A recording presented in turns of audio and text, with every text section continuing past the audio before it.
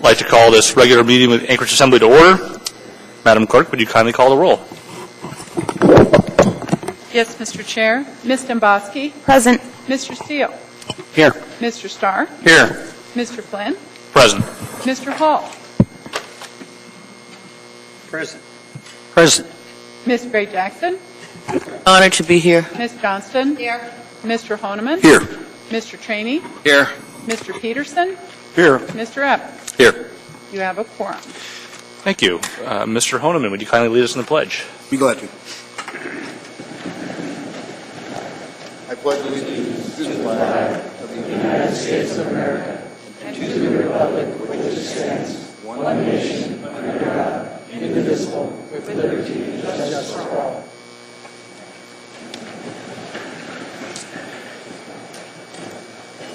Mr. Vacalis, are you reporting for the mayor tonight? Oh, there's the mayor. Here's the mayor. Perfect timing, Mr. Mayor. You're on. I'm sure you're no report. Very good. All right. Chair's report will be real quick. We have our first budget meeting tonight. I'm going to ask for a motion to combine the public hearing on items 14A through 14G. And recall, of course, we'll hear this again in 2 weeks. And I do expect we'll have a motion to continue the public hearing on item 14P, the towing code, to our meeting of the 18th. And I also expect we'll probably have some sort of motion on item 11C to postpone action on that. We'll see how that goes. With that, Mr. Starr, do you have a question for the administration? I do, just to ask it perhaps on the record and get some feedback started on the shooting park project that we have slated for the Birchwood Police Training Center. Could you give me an update on that? Clutna is asking the status of the land negotiations, as well as I want to align the CIP for any anticipated budget requests for expanding of the training center for the APD. Yes, sir. So as you know, over several years, we've got bits and pieces of money from the state. We have an accumulation of about $8 million, 8.2, I believe it is, if I remember correctly. What's needed is around $13 million. We do have a legislative request in this year's request for the remainder. I think it's 4.8. We have spent some of the money already that we have in hand, and what we've done is done the noise study, which is required, and we've also done the had concept plans done, so we have a concept. The next phase, once we get some type of commitment that we'll have the rest of the money, is to complete the design, and at the same time, there'll have to be a cleanup effort out there because there is some contamination on the site. As you remember, the site itself, at least the current arrangement is for it to be leased. So, does that answer your question? It does, and also a request. Could you summarize some of the intentions from the administration progress forward to Clutna as well? They're the primary landholder that we're... I'd be glad to convey that thank to you. them. It's something simple. Thank you. Yes. Thank you, Mr. Starr. And we are actually in committee report, so if you'd like to continue. Audit did meet early in the week, this week, but I'd like to resign my comments and summary of that findings that we had as related to the topic on the SAP to that topic on the agenda. Okay. And also due to note that we've canceled the November 13th meeting that was on the books for a regular schedule. Thank you, sir. Mr. Peterson? Thank you, Mr. Chairman. No report this evening. Thank you. Ms. Domboski? Thank you, Mr. Chairman. I have no official report, but I would like to make a brief disclosure. Okay. On item 9, Echo 8. It's a procurement report. Again, I think consistent with in the past, I don't think I have a conflict, but there is a line item here for repair of Medic 6 ambulance and engine 7 for AFD. Mr. Chairman, my husband is an Anchorage firefighter. I make this disclosure to you in the body so you can rule on any potential conflict. Thank you, Ms. Domboski. As is previous practice, I see no direct effect on your family, so you'll have the opportunity to participate in this matter. Thank you, sir. Thank you. Ms. Gray-Jackson? Thank you, Mr. Chairman.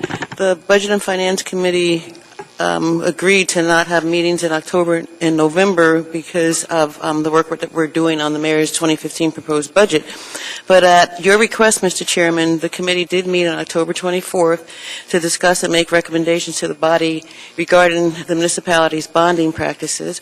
And we received an absolutely excellent overview from the Public Finance and Investment Director, and the overview included the current debt, the debt ratio to assessed property value, bonds authorized but not yet sold for both general government and the school district. There was an in-depth overview of the capital improvement program financing process, retired debt versus current debt, and debt issuance policy. And it was such a good overview. The committee agreed informally that the current MOA bond debt policy is intact, Mr. Chairman. And our next regular scheduled meeting is December 18th. Thank you, Mr. Chairman. Thank you, Ms. Gray-Jackson. Mr. Trainee. We met as a Public Safety Committee, and I'll let Mr. Holman talk about that, but what we did was take testimony on the towing ordinance, and we're going to have testimony tonight. There's no S version coming till the 18th. We want to take testimony tonight and see if we do have to have an S version or how it's going to look. So that's it, Mr. Chairman. Thank you, sir. Mr. Evans. Thank you, Mr. Chair. I have two reports. The first is the Ad Hoc Committee on Substance Abuse and Chronic Inebriates engaged in a site visit on October 29th. We arranged for the committee members to visit Carlick Manor, Brother Francis Shelter, Beans Cafe, and a couple of the properties that in that area that are affected by this problem. Sadly, they did it without their chair, who couldn't make it that day, but I understand that the site visit was useful, and it's part of our ongoing education process on that committee. The committee itself meets tomorrow between 11 and 1, and we have presentations from a couple of the providers of substance abuse treatment, as well as Jeff Jesse from the Mental Health Trust Authority. And that's it for that committee. The Ad Hoc Committee on Transportation met on October 30th to deal with the TNC issues. The committee heard comments regarding both proposals that were put forward, the one by Mr. Trainee and Ms. Dombowski, and the one I put forward. We had representatives from the legal department present who gave their opinions and advice with respect to various issues of each. We had about a 2-hour meeting. We also allowed for public comments, and we had a number of representatives from the taxi industry as well as a representative from Uber present. A motion was made at the committee to send to the Assembly for approval Mr. Trainee's ordinance, which I believe is on tap for our next meeting on November 18th. Correct. Yeah. And that was it. Okay, thank you, sir. And did you come up with a time certain for consideration of your ordinance? We haven't, but we will before November 18th. Okay, thank you, sir. Mr. Steele.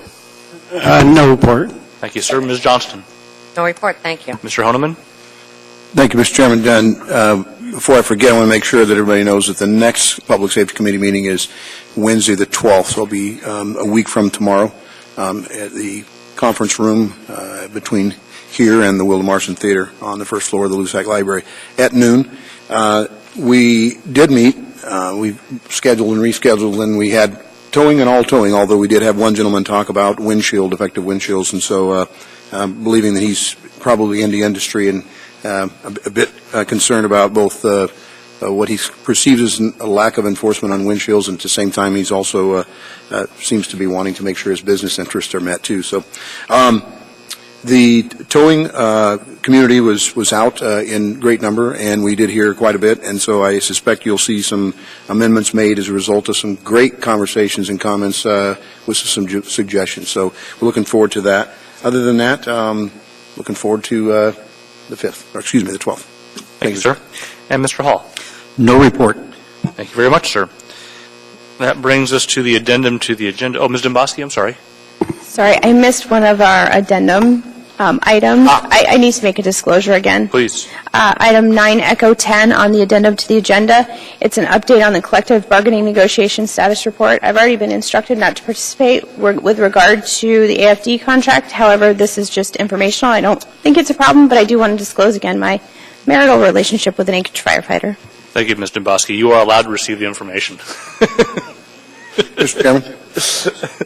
Yeah, and you're allowed to maintain your relationship, too. Mr. All right. Chairman? Mr. Honeman? Forgot, I believe we're having a joint meeting with the Mat-Su Borough coming up, That is correct, sir. and I want to make sure that if they haven't done it yet, we need to see if we can coordinate, speaking of the Ad hoc Committee on Transportation, the Regional Transportation Subcommittee, if you will.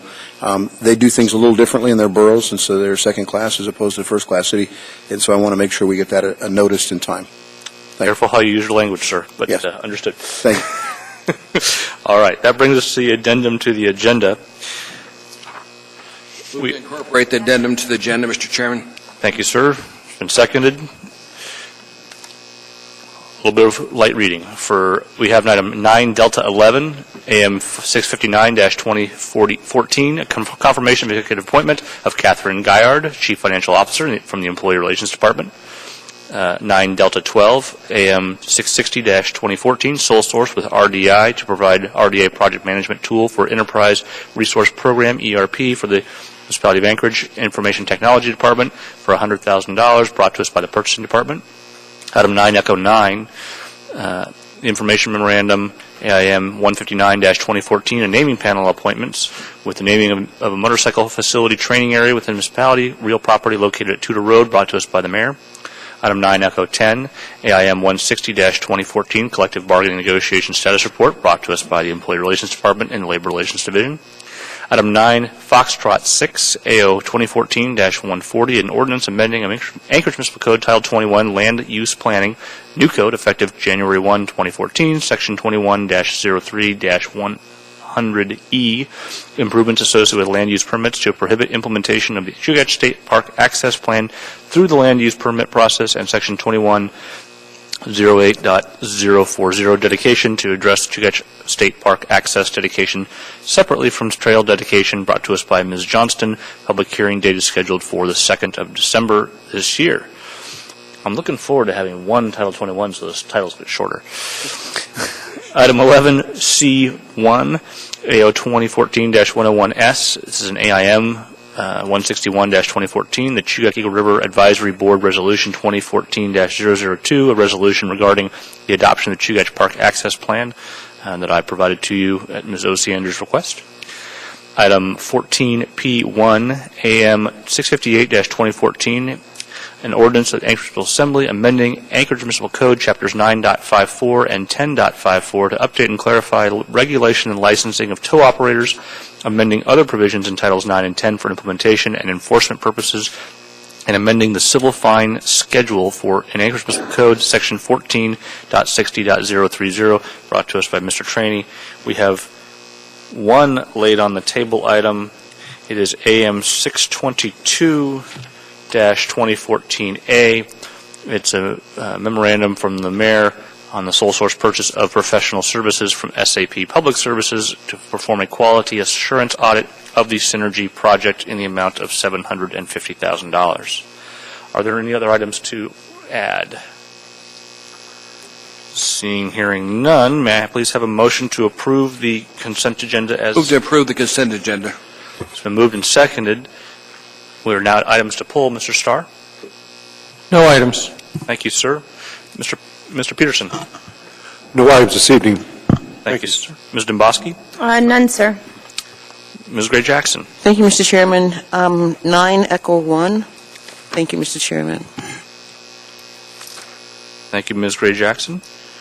Mr. Traney? Nothing. Mr. Evans? Nothing, Mr. Chair. Mr. Steele? Nothing to pull. Ms. Johnston? No, thank you. Mr. Honeman? 9 Alpha 1, if someone hasn't pulled it. We're not yet, so thank you, sir. And Mr. Hall? No items. No items. All right, so the only two items I have pulled are 9 Alpha 1 and 9 Echo 1. With that, please proceed to vote on the balance of the consent agenda. And that carries unanimously. That brings us to item 9 Alpha 1. Who's reading and who's presenting? Move to approve. Second. It's been moved and seconded. Is there objection? Seeing and hearing none, that item is approved. Ms. Gray Jackson. Thank you, Mr. Chairman. I just want to start out really quick by saying that this resolution was prepared by my social work student. She's doing her practicum with me, and I'm very, very proud of her. This is her first resolution. And now I will read it. A resolution of the Anchorage Municipal Assembly recognizing and thanking our Alaska Police and Fire Chaplains Ministries for over 30 years of service to Alaska's communities. Whereas chaplains have assisted Alaskans in need during emergencies and traumatic events for over 30 years. And whereas chaplains offer support without judgment to all Alaskans, regardless of beliefs, race, lifestyle, or economic status. And whereas chaplains are trained to reach out supportively and carry no personal agenda other than to serve those suffering and in need. And whereas chaplains respond to any size or level of crisis, which allows police, fire, and rescue personnel to work more efficiently and effectively to better serve Alaskans.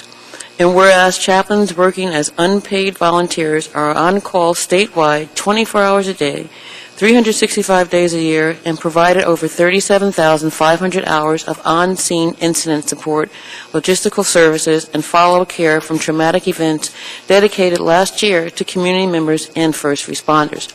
Now, therefore, the Anchorage Municipal Assembly recognizes and thanks Bert McQueen, Sarah Brown, Marion Schloleben, Deborah Casello, Teresa Coop, Mary Boland, Sal Siana, Melissa Quito, Catherine Borderland, Christine Mansanori, Taega Tolelola, Fred Voss, Mark Roberts, Ruth Lewis, Joe Hickel, Sandy Ward, Victor Marbury, and Diane Peterson for over 30 years of service to Alaska's communities, passed and approved by the Anchorage Assembly this 5th day of November 2014. Wow.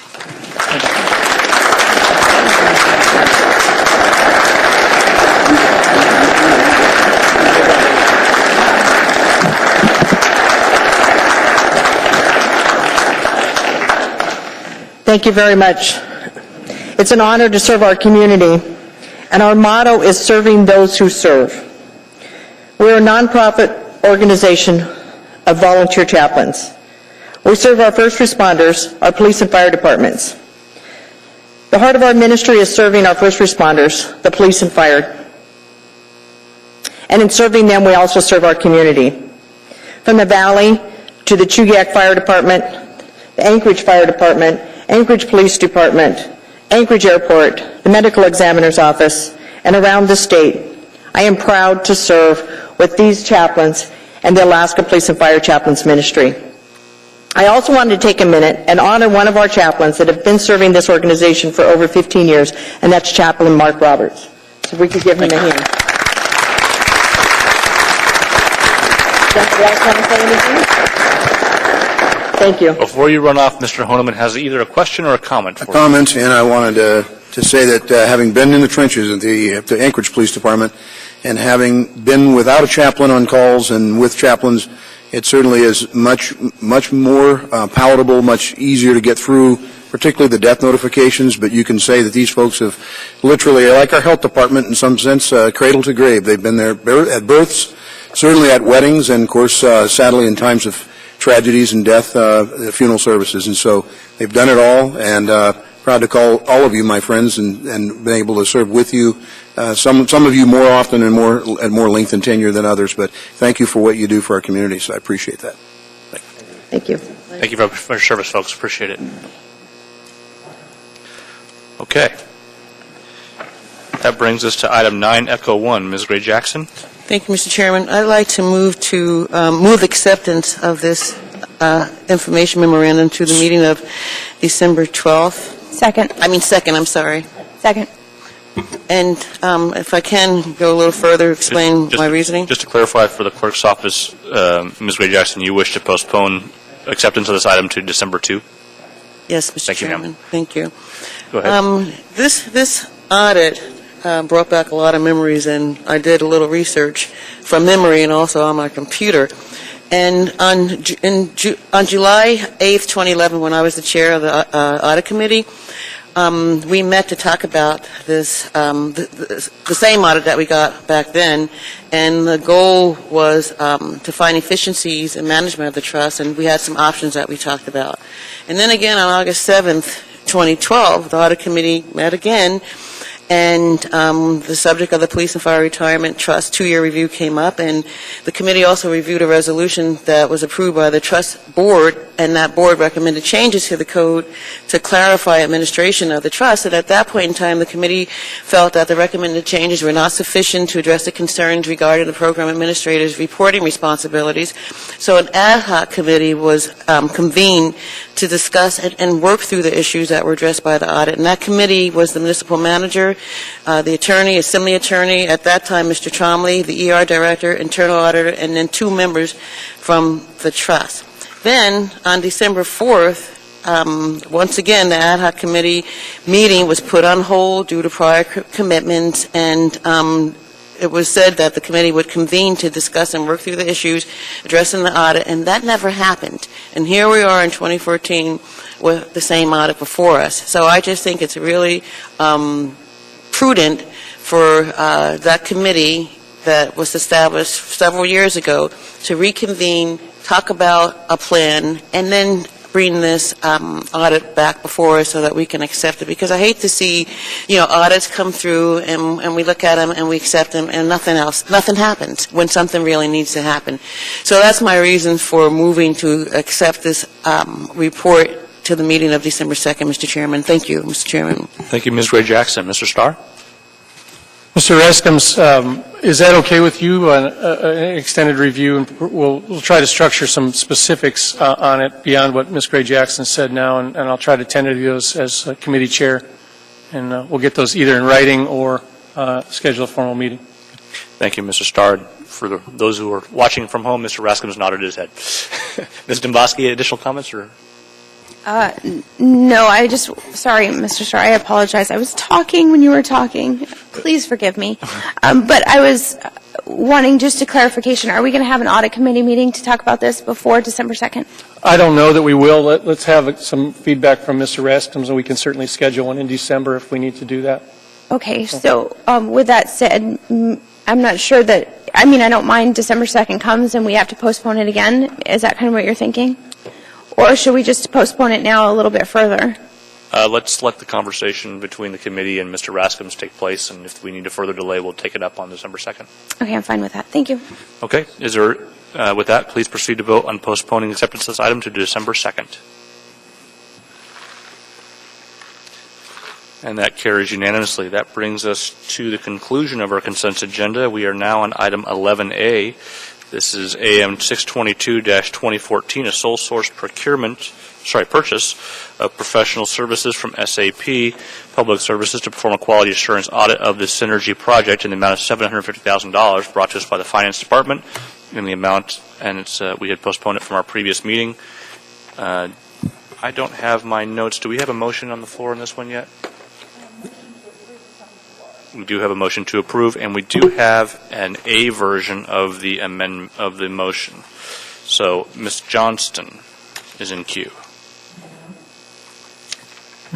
Yes, I would like to ask some questions here, and I realize I wasn't at the Budget and Audit Committee meeting, but we've had discussions at the amount of $750,000, and within that amount, I understand part of the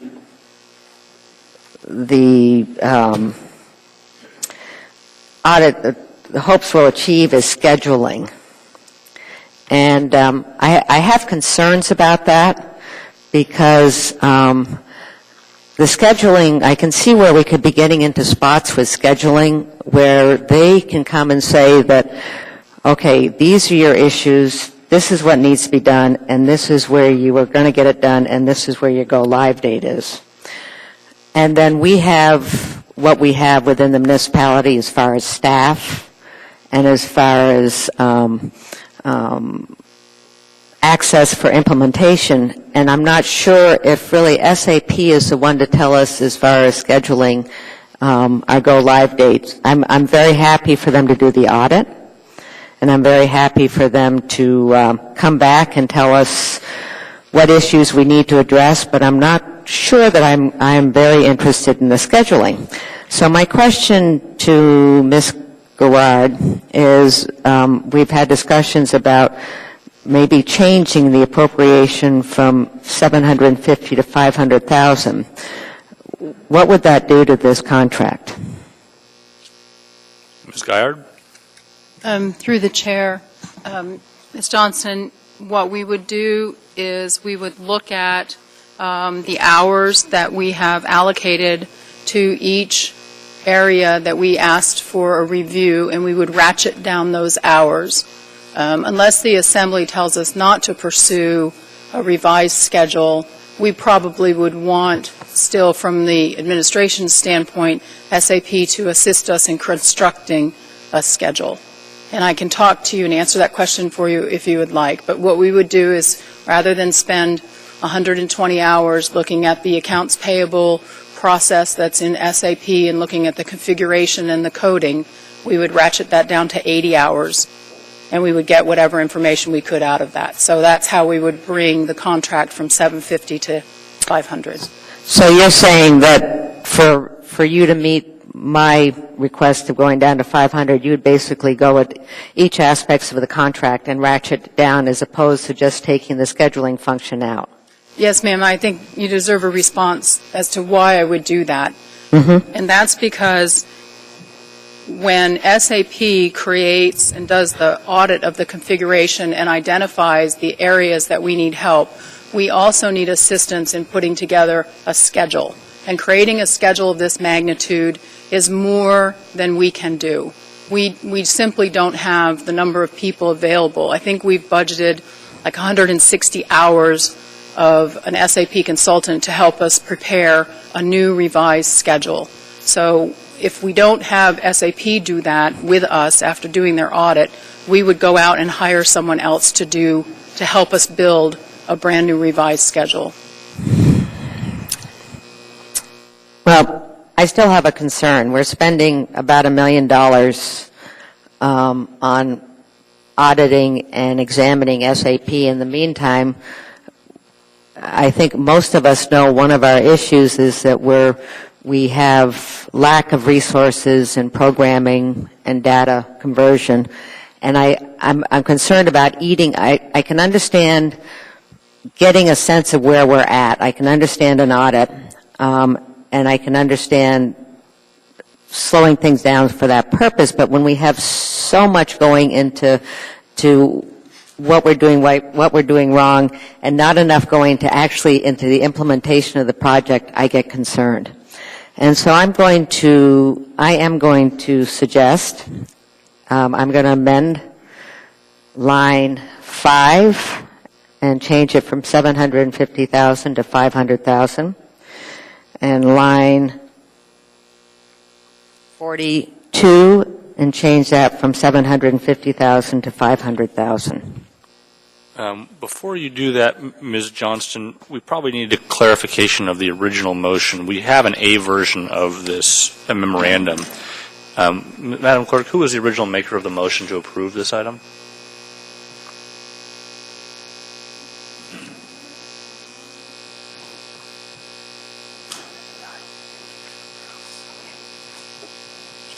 Point of order, Mr. Chairman. I'm not certain why that matters at this point. If the main body moved the original contract, are you saying we've got an S version to move as opposed to the A version? We have an A version to move as opposed to the original version. So I'd like to get the indulgence of the mover to consider the A version so that we have the most current document in front of us. Okay, I'm not certain of its substance, but if you need to technically do it, I think that's fine. I can remove I can move the A version if you want to get that on the record. Right, but I think they're playing some games here. That's okay. I have another solution. Mr. Starr, if you're willing to move the A version as a substitute to the original version, I would appreciate it. Right, so moved. And may I have a second, please? Second. Okay, so we have the A version in front of us now. Ms. Johnston, your motion was to change Change basically line 43. And line 5. Actually, 5 is in the title, so it's just line 43. Okay, the motion before us is to change the amount on line 43 from $750,000 to $500,000. I have 3 people in queue. Who wishes to speak specifically to this amendment? Mr. Starr? It would be better for me if I could sort of get the committee report out of the way, because already Ms. Guyard's talking about things that we covered at that, and one of your requests to delay it was to bring it to committee and have some conversations thereof. And then I'd also like to separate the chairman position of the audit committee, which I chair, of course, is separate from my personal. So if I can get it out there sooner than later on that, we actually did at length talk about all aspects of the parameters of the audit, a little bit specifics about the modules that were purchased and the scope. We stayed away from the conversation on the $200,000 audit that was previously discussed at a prior meeting in terms of the management comments. We had a fairly lengthy conversation about the ramifications of SAP sort of auditing themselves. Good comments came from all aspects of the committee members, including Mr. Vikalis, who spoke about reasonably commonplace that in military contracting in particular, those that supply the products oftentimes audit themselves for various aspects, and we pay them for that. So we got past that in the audit discussions pretty well, and I'll be blunt. I had a conversation that I asked the members to come forth if there was a sort of an unintended effort to shoot down the whole process of SAP implementation utilizing SAP themselves. It was a bold question so that we could force the conversation of any sort of hidden agenda. And everybody, I give the people on the committee credit for speaking clearly. All of them came back with, no, that's not my intention. We want to do good government. And I won't name those that spoke at length on it and those that just kind of waved their arms and says, no, that's not why we're here. So I think we've got out on the table, and I made mention that we wouldn't have that debate here, that there was strategies to sort of have a inadvertently thing to just shut it all down. That was off the table pretty far at length. In my typical style of committee chair running, I'm more eclectic and less low-keyed on formalities of voting. However, there was a motion made to vote, and we talked about specifically the appropriation of the $750,000 specific to the SAP contract, mainly the item in front of us. It wasn't specific to the A, but at that point, the point was made. So we took a vote, 5-1 in favor. Thank you, sir. So I will expand. Ms. Guyard already talked about a spreadsheet that she put out in front of us from a working paper. That's the only thing we received from the administration was sort of a breakdown of functions, duties, and tasks related to a projected number of hours. By task, it was probably 17, 18 parts on the spreadsheet.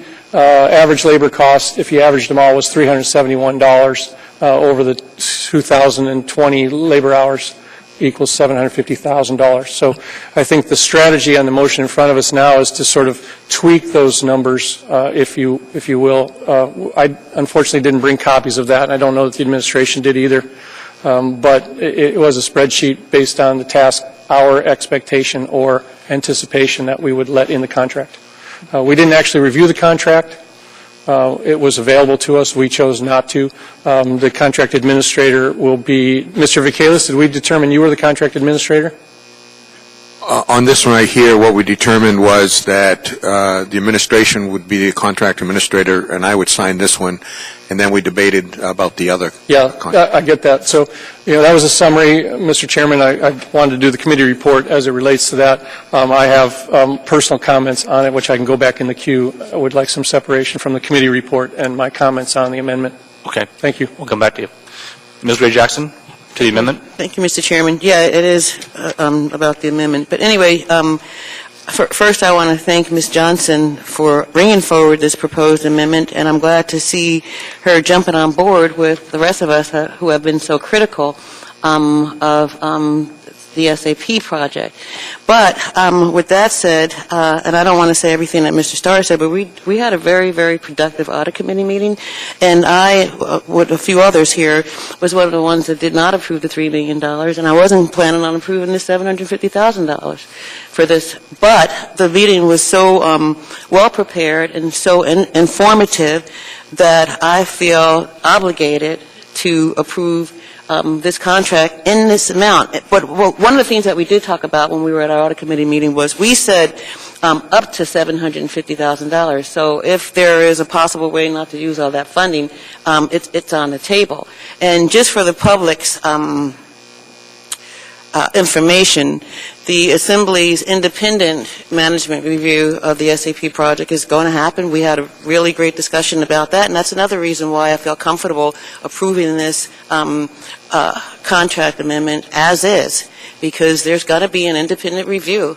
And the Assembly Chair is going to be the person that signs that contract according to the municipal code, and so I feel really comfortable. So, Ms. Johnson, I really think maybe your amendment really doesn't need to happen. Thank you, Mr. Chairman.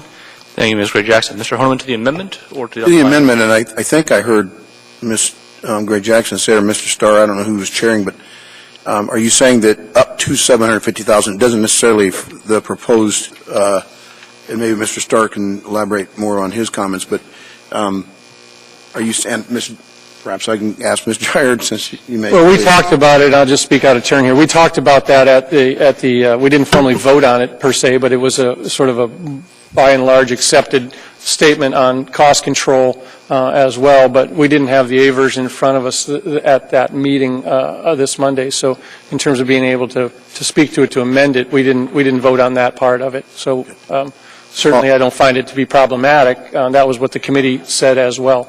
Sure. I just, for this amendment, I don't want to be, I'm too very critical and perhaps somewhat jaundiced on the whole process we've gotten to this date, but I don't want to be responsible for being a stick in the mud to try to stop something that's like the freight train moving. So if the $750,000 is not necessary, we can buy the $500,000. And I'm asking, I guess, Ms. Giard, you're saying that you're satisfied that you can accomplish what we need. Through the chair, Mr. Honeman, this is a time and materials contract and not a fixed contract.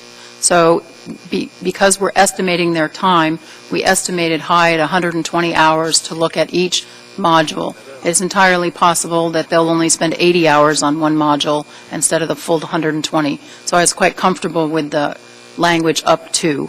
I notice, however, that this does not say up to in the subject line, and we probably need to make an amendment to do that. But we did agree at the audit committee to make that change. Mr. Chairman? Thank you. Ms. Gray Jackson, I have a few folks in queue. May I come back to you in a minute? Oh, certainly, Mr. Chairman. Thank you. Mr. Traney, on the amendment? Ms. Garrett, on the amendment, is this going to negatively impact this study if we drop it to $500,000? Because my concern is we still have the Peloton group doing their work. We pay them $500,000 a month. My concern is giving you less money will slow SAP down and cause us to have to appropriate another $500,000 for the next month, Kate. So where are we on this thing? Through the chair, Mr. Traney, what this project is to do is to mitigate risk. That's the whole process, I think, of both audits that are going to be underway, is to mitigate the risk and to increase our knowledge base and where we are in this implementation. So the way that we structured this was to give us the least risk going forward in this implementation. And that is why you see a number that is so large. What we tried to do is collapse the review into a concentrated period of time so it won't, for a long period, impede the forward motion on the implementation overall. So I'm not sure I answered the question. So you don't think this will slow down the Peloton group's work? Having this Mr. Traney, I do believe that, I'm sorry for speaking over you, sir. That's all right, ma'am. Mr. Chairman, Mr. Traney, I do believe there will be a slowdown in the progress of the work that takes place during the month of December. We're scheduling a very concentrated period of time of 3 weeks for the audit and investigation. What will come out of that is a schedule and identification of issues so that we can all move forward faster. So you will see a slowdown, and then what you should see is gathered momentum as we all are on the same path. Okay, thank you, Ms. Guard. One last question for you. I think we've got $86,000 appropriated for lodging for this group coming in town. Through the chair, Mr. Traney, I budgeted $86,000 for lodging and meals for 3 weeks for 18 consultants, and they're required to get their hotels at the government rate. So their rate right now that they're projecting is $85. I believe it's $85 a night at the Sheraton. And we don't pay alcohol for the people coming in here, do we? Through the chair, we give them a per diem of $46, which a day. Okay, but do we pay for alcohol usage? We do not pay any extra money for alcohol. Thank you, ma'am. Thank you, Mr. Trainee. Anything else? No. Mr. Starr, you wanted to speak to the amendment now? I do, and again, I wanted to clarify, maybe I didn't speak clearly, the motion to move up to amount wasn't contested at the assembly, or the committee meeting, so I think we had consensus that that wasn't approved. We may have actually talked about it in that, but I didn't move the motion on what we voted on, but I want to be clear, nobody has any disagreement with the up to language that was talked about at the committee level. I do have trouble with the overall concept of that, so I'll speak both to the reduction of the amount, and then later I'll be in the queue for the main motion. I'm not supportive of reducing the amount because, quite frankly, I'm not certain that the audit's timely. I was the vote that stood out from the 5 to 1 vote, and it's just, I believe it shadows too greatly, puts us in too much of a pressure with the SAP folks. Not related to do they have a conflict of interest, but more so the amount of labor hours that they're going to be paid to do work. We have municipal staff that's deeply engaged in this, and I don't believe we've consulted them as deep as we can. So I'm happy to take a vote on the 500,000 strategy. I'll support the amendment per se, but I'm going to come back and vote no on the main motion. Thank you, sir. Ms. Domboski? Thank you, Mr. Chair. Through the chair, Ms. Gaillard, I have in front of me the spreadsheet that you handed us out.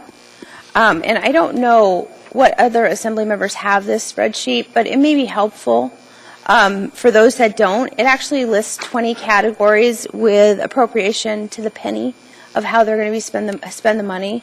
It also lists what positions each person is going to handle, and as Ms. Gaillard said, lodging. But my question to you, Ms. Gaillard, is if this amendment passes and it goes to $500,000, what in this are you going to take out?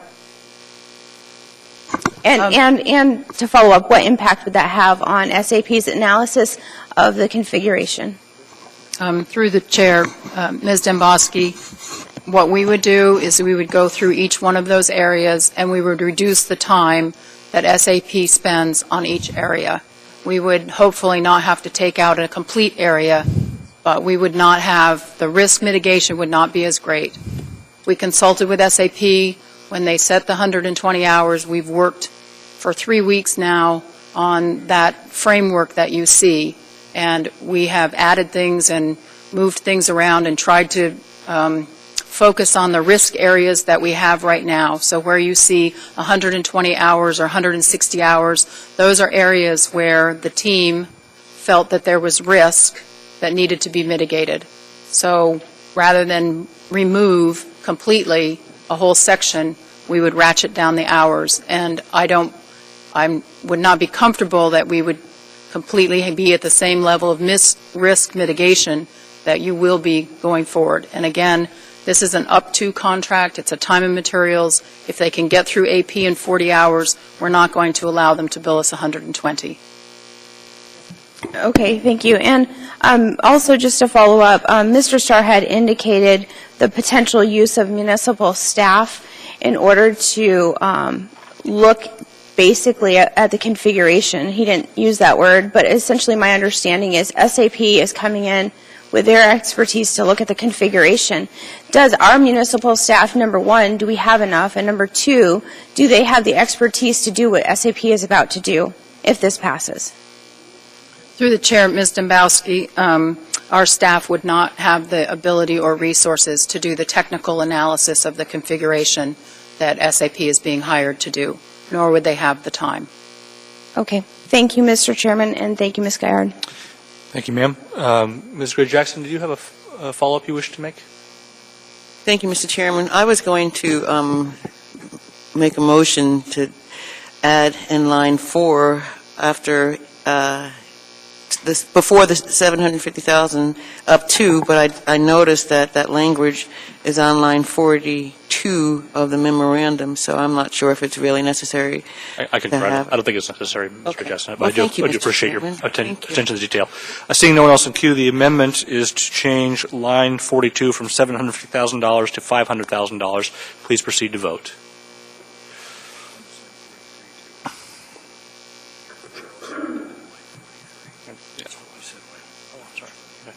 And so by a vote of 2 yeas and 9 nays, that motion fails. We're now back to the original motion to approve item 11A1, the A version of AM 622-2014. Mr. Starr. Well, as I alluded in my earlier comments, I'm not supportive of the need for this at this time. I know that there's a lot of angst and energy to get the programs that we need to replace PeopleSoft with, the financial support, the decision-making tools, the things we use to run government. And I'm all for that as well. I've been a supporter of the purchases as we go. We've had challenges, I believe, with sort of the expanded scope. The mayor spoke at one of our meetings recently that perhaps we underestimated the cost as it related to the definition of the project and the task at hand. I don't know that any of those are inherent faults or errors, so there seems to be a trend towards finger pointing and all of that's occurred over the last little while with a place to lay blame. It appears that we're slowly moving past that. As I alluded at the audit committee meeting, that wasn't the tone. I was happy to move past the pointing fingers requirements, and I think when you can get a fully vested legislative body behind it and you can empower those that work at the city, I don't know that we've tried all of that yet. And I feel like we've tried a lot of different things, Black and Veatch, Peloton, lots of outside consults, a lot of different educated opinions. Really, I don't necessarily sense that we've relied on the in-house staff that we pay day to day, year to year in the IT department. I won't name all of those folks, but they certainly exist, and they're very, very, very talented. So the idea is that we have to hurry. I'm all for getting rid of PeopleSoft, the transitional requirements. We're carrying 2 data systems. We're trying to blend. We're backdating. We're putting in hand-entered data, things that are highly technical, highly accuracy required, and we're coming into a new calendar fiscal year. It looks like we're going to miss January. We might miss first quarter. At that point, we're not going to have the SAP Foundation to really support next year's finances, and I'm challenged by that. So the idea that we sort of have to hurry along is not really as prevalent as it once was, trying to make the deadline for go live at the end of the year. I'll leave my last comments. Really, it would be better in my mind to throw $1 million at it after we do anticipate that our in-house staff talent, which they're very good, tells us that they're ready to go live, and we find the things that are wrong and we need help fixing them. So my strategy, if I was to decide, would be to wait, to utilize the $1 million for things that are going to crop up later and bring that in-house talent from SAP and say, what went wrong, how do we fix it now? So that's my opinion. It's not to be critical of anybody else's decision-making. Certainly I commend Ms. Guyard for walking into this transition, and she's definitely been above board with direct speak, and I guess that was mine on why I'm not going to support it. Thank you, Mr. Starr. Mr. Honeman? Well, I said it earlier, I'm not been the biggest fan of the implementation of this program, and I think for a great reason. We're at triple what we were originally told it would be, and we're certainly well beyond the time that we said we'd get it. In the meantime, and to Mr. Starr's point, what we have done is the administration has taken and transitioned people out of different positions where the old system, PeopleSoft and the payroll, and have been reduced greatly at the line staff, and I don't believe we have enough people to attend to the day-to-day duties of the administration of this city and the services and the staff, and at the same time be able to do the extensive review that may be necessary to get this program that, again, is triple over the budget and well beyond the time what we said we'd be able to deliver. I will note that I'll be in support of the amendment, and I'll be in support of this contract, but it goes without stating, after I backed out the $86,000 in travel per diem, which, by the way, we're not even paying any of our staff travel hardly anymore. It's been reduced, if not eliminated, in a lot of departments. So we reduced that, but even with that, 2,020 hours at this rate is $328.54 an hour. That's a lot. I think there's many of people in our administration and even in our municipality that would like to get a fraction of that when they get paid for something that they do, as Mr. Starr so eloquently said, very good at what they do. It's a very big expense. It's sad that we're here at this point, but we need to get something, and I want to laud Mr. Guyard, I echo Mr. Starr's sentiment, right from the get-go, you came in, you gave an assessment, a hot wash, and you looked at it, and you told us very candidly, you don't know how much it's going to cost to get it finished, and you don't know how long it's going to be, but you want to make sure you get a project management and a project team together that can get it accomplished. And we're down that path. We're way down the path where we should have turned around and said this is not what we were sold a bill of goods, or we were paying way more than we should have. So I say let's move forward and get it finished. Thank you, Mr. Honeman. Mr. Trainee. Ms. Garrett, you know, I don't normally appropriate any more money for SAP, because I think as a whole we just throw stuff in it.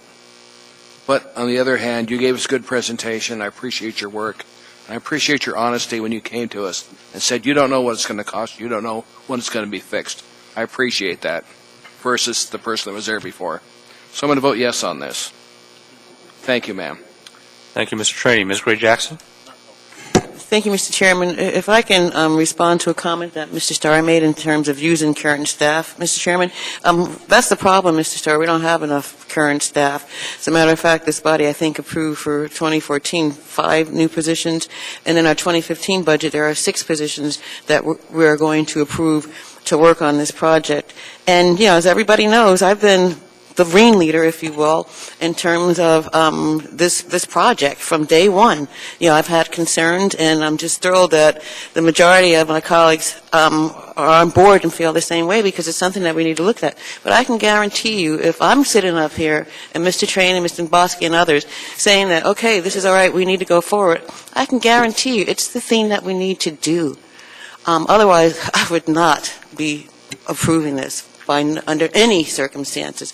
So we need to do this, we need to move on, and once again, we have this independent review. As a matter of fact, the RFP went out today, so at the same time this is going to happen, the Assembly, we're going to have our independent review of SAP at the same time. So I'm quite comfortable to move forward. Thank you, Mr. Chairman.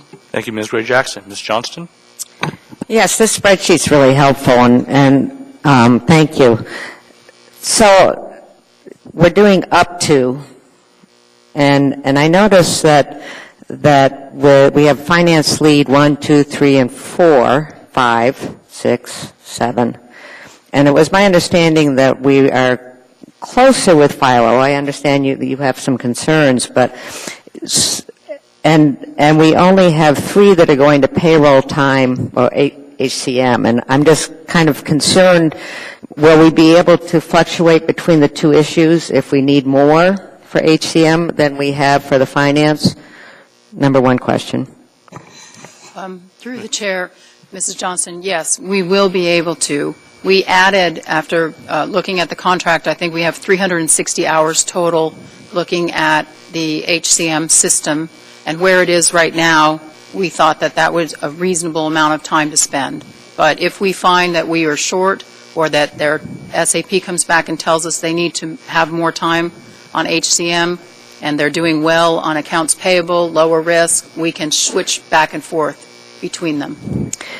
And then I noticed that, one of our issues has been data extraction, and that again is it's not a huge number, but again, that will be addressed, right? Through the chair, yes, we've asked them to provide someone with PeopleSoft experience on data migration. Okay. Well, I'm still not quite sure if we need to have all of this going into the audit, because I really want to get more people on the ground. I want to get more people doing the actual work, but I guess I will be supporting it reluctantly. And then, as we go, we have a couple of other items on the agenda here to continue to work as far as the grants.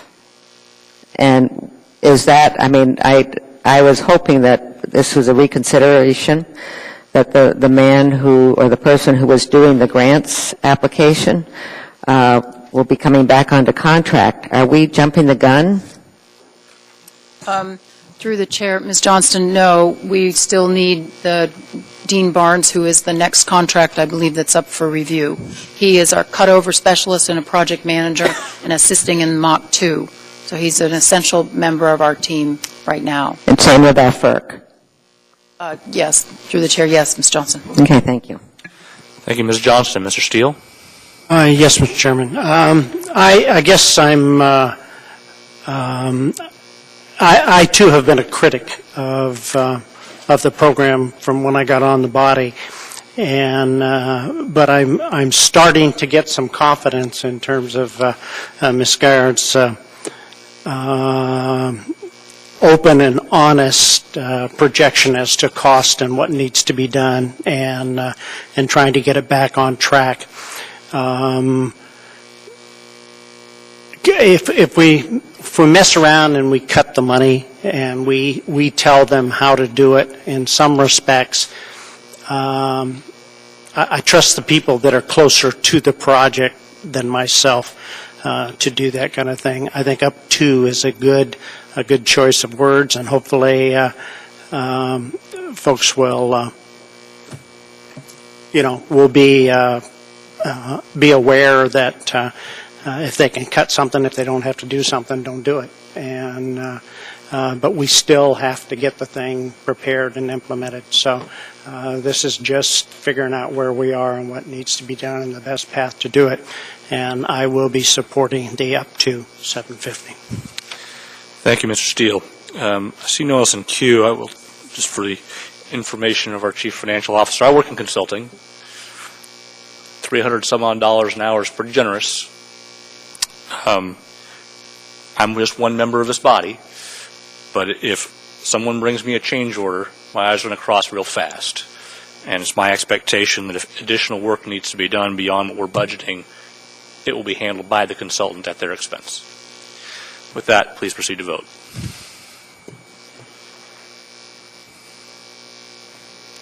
So by a vote of 10 yeas and 1 nay, that motion carries. That brings Mr. us... Chairman? Yes, sir. Move for immediate consideration, urge a no vote. Second. I don't want somebody to change it tomorrow. Please proceed to vote. And that motion fails by a vote of 0 yeas and 11 nays. That brings us to item 11B, and we'll take this one up and then we'll take our break. Mr. Steele. Yes, Mr. Chairman, I move to reconsider that item. Second. Just press your buttons, gentlemen.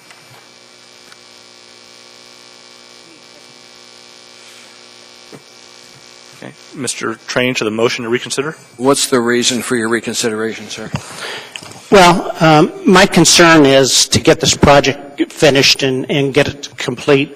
We've got consultants on staff that we need to keep working, and if we take bits and pieces out of it, we're going to slow it down and we're going to confuse the issue. I want us to give the appropriate resources and get this done and get it done right. So my purpose of reconsideration is to fund this item. So with that, Mr. Strain, if you don't mind, I'd like us to vote on reconsideration, whether or not to take it, and then we can vote on the motion. Consideration is I want some information. Okay. Can we do that after we agree to take up reconsideration? I'm not sure I want to take up reconsideration. That's the reason for asking questions, Mr. Chairman. I would ask for the members proceed to vote on reconsideration, please. And that motion carries 10-1. Mr. Steele, do you wish to make the motion to approve, please? It's been moved and seconded. Now, Mr. Trainey, you wish to inquire of Ms. Guyard. What's the impact on what you're trying to do if we don't approve this appropriation? Through the chair, Mr. Trainey, he manages the mock conversion testing, which is an essential function that's doing, and without him, we have really slowed down on maintaining our schedule on Mach 2. We will have to replace him with a different contractor that will perform that function. So if it's the individual that didn't work out, that's fine. That's your judgment. But we will be bringing you back a different contract and replacing him with someone else. And this delays the process. Mr. Trainey, we felt a significant impact already from having Mr. Barnes gone for almost 2 weeks now. Thank you, Ms. Guyard. Thank you, sir. Mr. Honeman? And I see that this carries him through the end of December, but do we anticipate needing Mr. Barnes or someone like his position going forward in January 1? Through the chair, yes. We hindsight is 2020. I probably should have done a better job pulling him forward into the next year, but I tried to get everybody through the end of December, Mr. Honeman, and that's why we brought that forward through the end of December. Well, you might add that his hourly rate is far cheaper than SAP's on the 2020, but still at $135 an hour is quite a bit. I just want to see this project succeed. Thank you. Thank you, sir. Mr. Starr? You know, I think this is a helpful tool requirement, but I was just trying to do the math. I mean, we're in mid-November already. You're talking about a single individual, or is this guy a company? Through the chair, he's a single individual, a sole proprietor, and given the time that it has elapsed, it's unlikely we would expend the full $60,000 by the end of the year, in which case we would do a contract amendment just to extend his contract. We got year-end issues to deal with, I thought, appropriations and encumbered money through that. So, you know, I just want to get this right. We're starting to get a little panicky here, and I hate to be accused of sort of government largesse and throwing money at it. And, you know, $60,000, you know, think about it. We've got guys that work for the municipality a whole year and don't make $60,000. So, you know, it's great to want a completed project. I want it more than anything, but, you know, we're talking 5 weeks of work for $60,000. It's $10,000 a week. Through the chair, Mr. Starr, he would not, it's not a fixed fee, it's time and materials. It's $135 an hour for the work that he does. So it's unlikely that he would be working to the full $60,000 by year end, but it is a time and materials, so he'll only get paid when he works. Thank you, Ms. Guyard. Thank you, Mr. Starr. Please proceed to vote.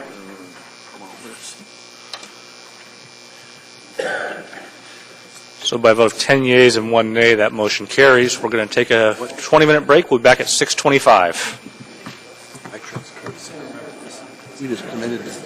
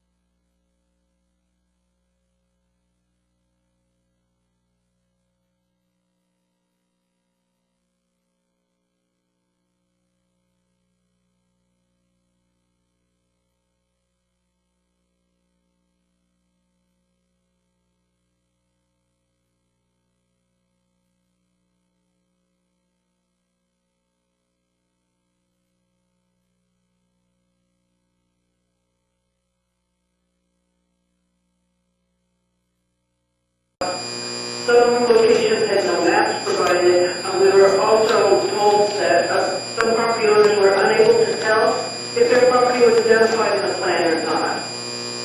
There were some concerns about the prioritization. We could not find any local input that had gone into the process of selecting those prioritized sites. And then lastly, we heard from property owners who told us that they had not been notified that they were a neighbor's property and these being considered. So with those concerns, we sent you the resolution that's before you now. Thank you, Ms. Osiander. I have two people in queue. Mr. Starr. No, I'm just going to make a motion when I come back, so I wasn't into that. I appreciate Ms. Osiander's efforts on that, leading that advisory commission. Thank you, sir. Mr. Trainee, do you have a question for Ms. Osiander? Ms. Osiander, did you need more time, or did you cover everything? No, sir, I covered the main points, and you have the resolution in front of you. Thank you, ma'am. All right. With that, thank you, Ms. Osiander. Mr. Starr. I'd like to make a motion to move Assembly action on this to March 17th. Second. It's been moved and seconded. Is there discussion? I'd like to briefly put some ease at the table, and I appreciate the concurrence of the body and flexibility. This has tremendous impacts on Chugiak Eagle River, partly with the numbers of access points, but I also feel that perhaps just blatantly acknowledge my efforts in genuine interest to get it right. It isn't a strategy to kill the plan or to do anything else. I've been a firm believer that good legislation takes time, and to put that out there with the commitment and the pledge that I'll work it. I'll work it to the good plan through the organization and confirmation, and that's a big commitment to impactive items such as this. Some of the past energies in the last couple of weeks, talking with the DNR commissioner and those folks over there, they re-engage the conversation with their responsibilities on development. We've had conversations at the state legislative level that perhaps some of these elements should align with the CIP. And I want to take this plan pretty deep. The idea that it may just be a general inventory really does not serve any sort of purpose. I want to make the plan better. Subsequently, I've had those negotiations. I was really happy with the response from the state. I was happy with the response from the park folks. I was, quite frankly, happy with the responses from those that testified. They were very specific and on point. There wasn't a lot of not in my backyard. There was a lot of specific issues that if you would only look at the point down the street, or if you would look at McDonald's Center, or you would look at that. So we were ready for a lot of just outright whining, but didn't get it. Subsequently, that you saw today, I've asked the mayor to re-engage and perhaps spend some time to bring a plan back in a better, more legislative, inclusive area. I won't restate that unless some of you didn't see the memo, but it also talks about providing a working document that incorporates the planning and zoning efforts as well as the staff recommendations and some others that we can work through. If it's required that we go back and change Title 21, which is an element that's being requested significantly, that's going to require planning and zoning review, and I want to get that right. I believe that we have a process that goes back to planning and zoning for that purpose, as well as I think we owe to the public and have learned our lessons in time that when we bring S versions forward, we have new mandates to compare and contrast versus the old editions, as well as I believe we might need to give the public another bite at the apple on public testimony. So the realities of the legislation for March 17th justify that, I believe, and I'd urge support. Thank you, Mr. Starr. Turns out we actually don't have a meeting on St. Patty's Day, so March 3rd and March 24th are on either side of that. Which one do you prefer? The 24th actually makes more sense. I think we don't have as much on that forward agenda, and I tried to study it, but I couldn't remember why. Yes, so quite all right. March 24th. Mr. Trainee, you were the second. Are you concur with that amendment? Okay, so the motion is to postpone to March 24th. Ms. Johnston. Well, it will be no surprise I do not support this motion. This plan has been a 10-year process. And where I appreciate Mr. Starr's interest in digging down deeper and exploring how it would relate to the CIP and to the state's programs as far as development, this is a plan. And a lot of these accesses I know, and I think Mr. Starr knows, they're not even going to be begun to be developed in my lifetime. And by the way, I'm only 25. Don't include me in that statement, Ms. Johnson, not because of age, but because of the summary. I would. No, I mean, it's just, this is a plan, and it's a plan for platting. And it's a plan once a subdivision is platted, then they're supposed to look at this plan and see how it addresses the access point.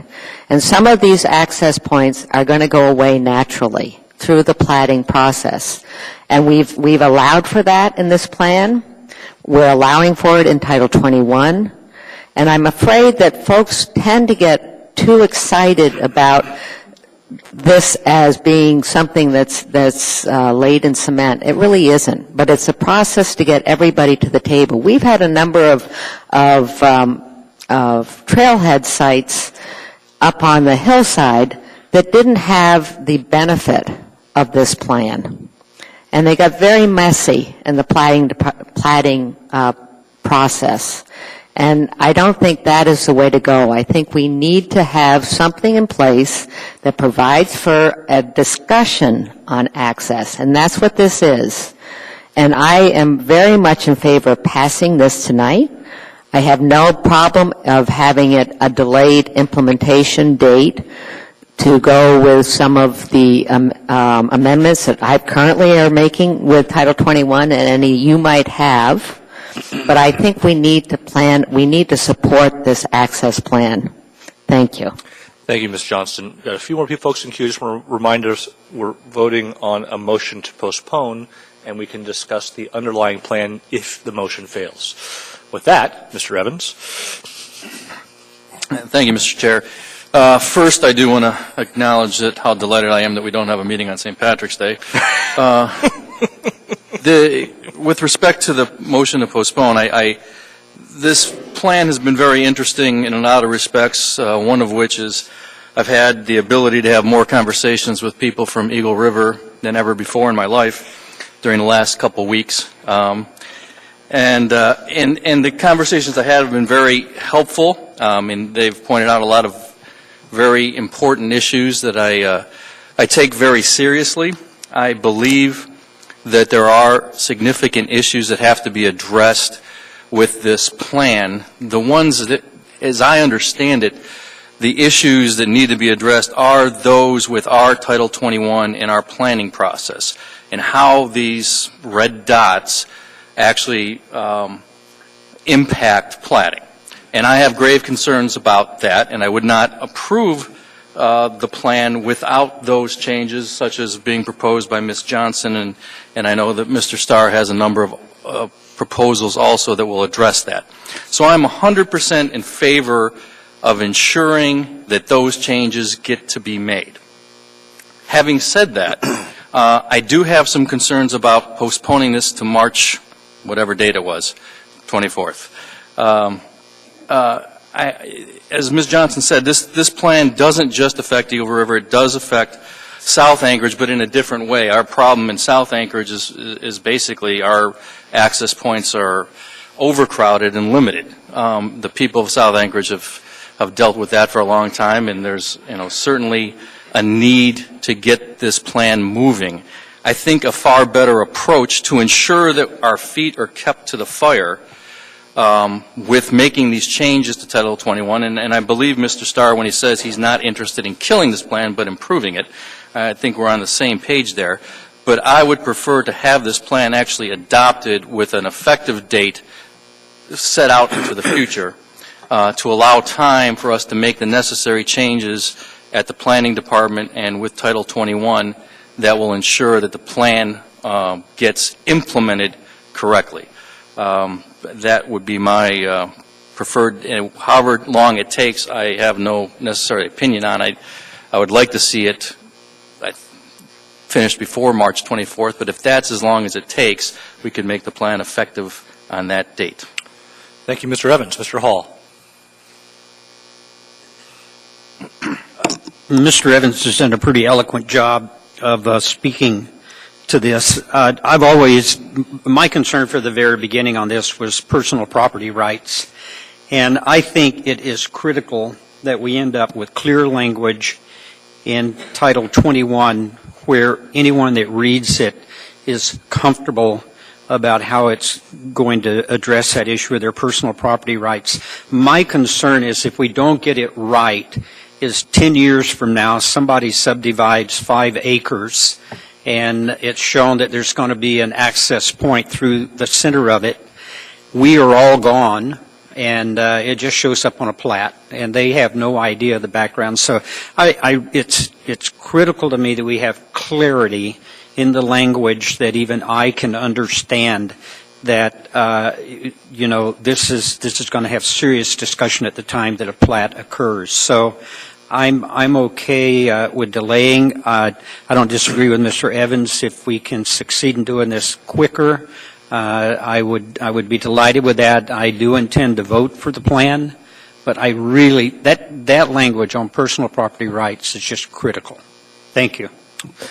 Thank you, Mr. Hall. Mr. Honeman, on the motion to postpone. I just have to say well, I agree with all the comments that are being made, candidly, Ms. Johnson as well. I will say that I have several constituents that are wanting the plan to be adopted. I have also got several that don't want the plan adopted. And whenever you have those, I guess you could say opposite, views on the specific plan, it means that there's generally somewhere in the middle is probably the right way to go. So I think what we need to do is make sure that it's very clear and it's spelled out that people's voices were heard and that accommodations were made for areas of concern. And that's not to say that we'll remove red dots. It may not come to that.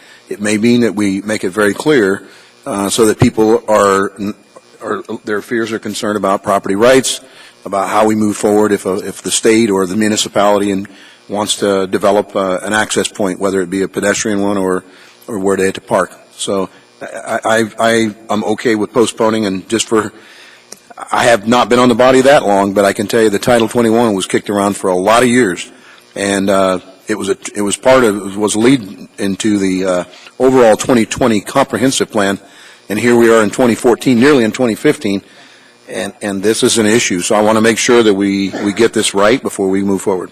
Thank you. Thank you, Mr. Honeman. Mr. Starr. I'll try. Mr. Vakelis, we spoke yesterday, and again, you confirmed this afternoon to me. I was trying to get some information on that. I'm obviously not a planner. I'm not going to write the amendments. So the reliance on staff and the commitment for that is the March 24th date going to work? You have any big resistance with that? Will it be all right? As we stated earlier, and as I believe I stated to the chair of the Assembly during our leadership meeting, it really is an Assembly decision. If you want to delay, we have no objections. If you want to take it up tonight, we have no objections. Thank you. Thank you, sir. Mr. Trainee? I'm going to be with my colleague, Mr. Starr, on this. We need to get this right. And if we have to take a couple of months to get it right, that we take the time.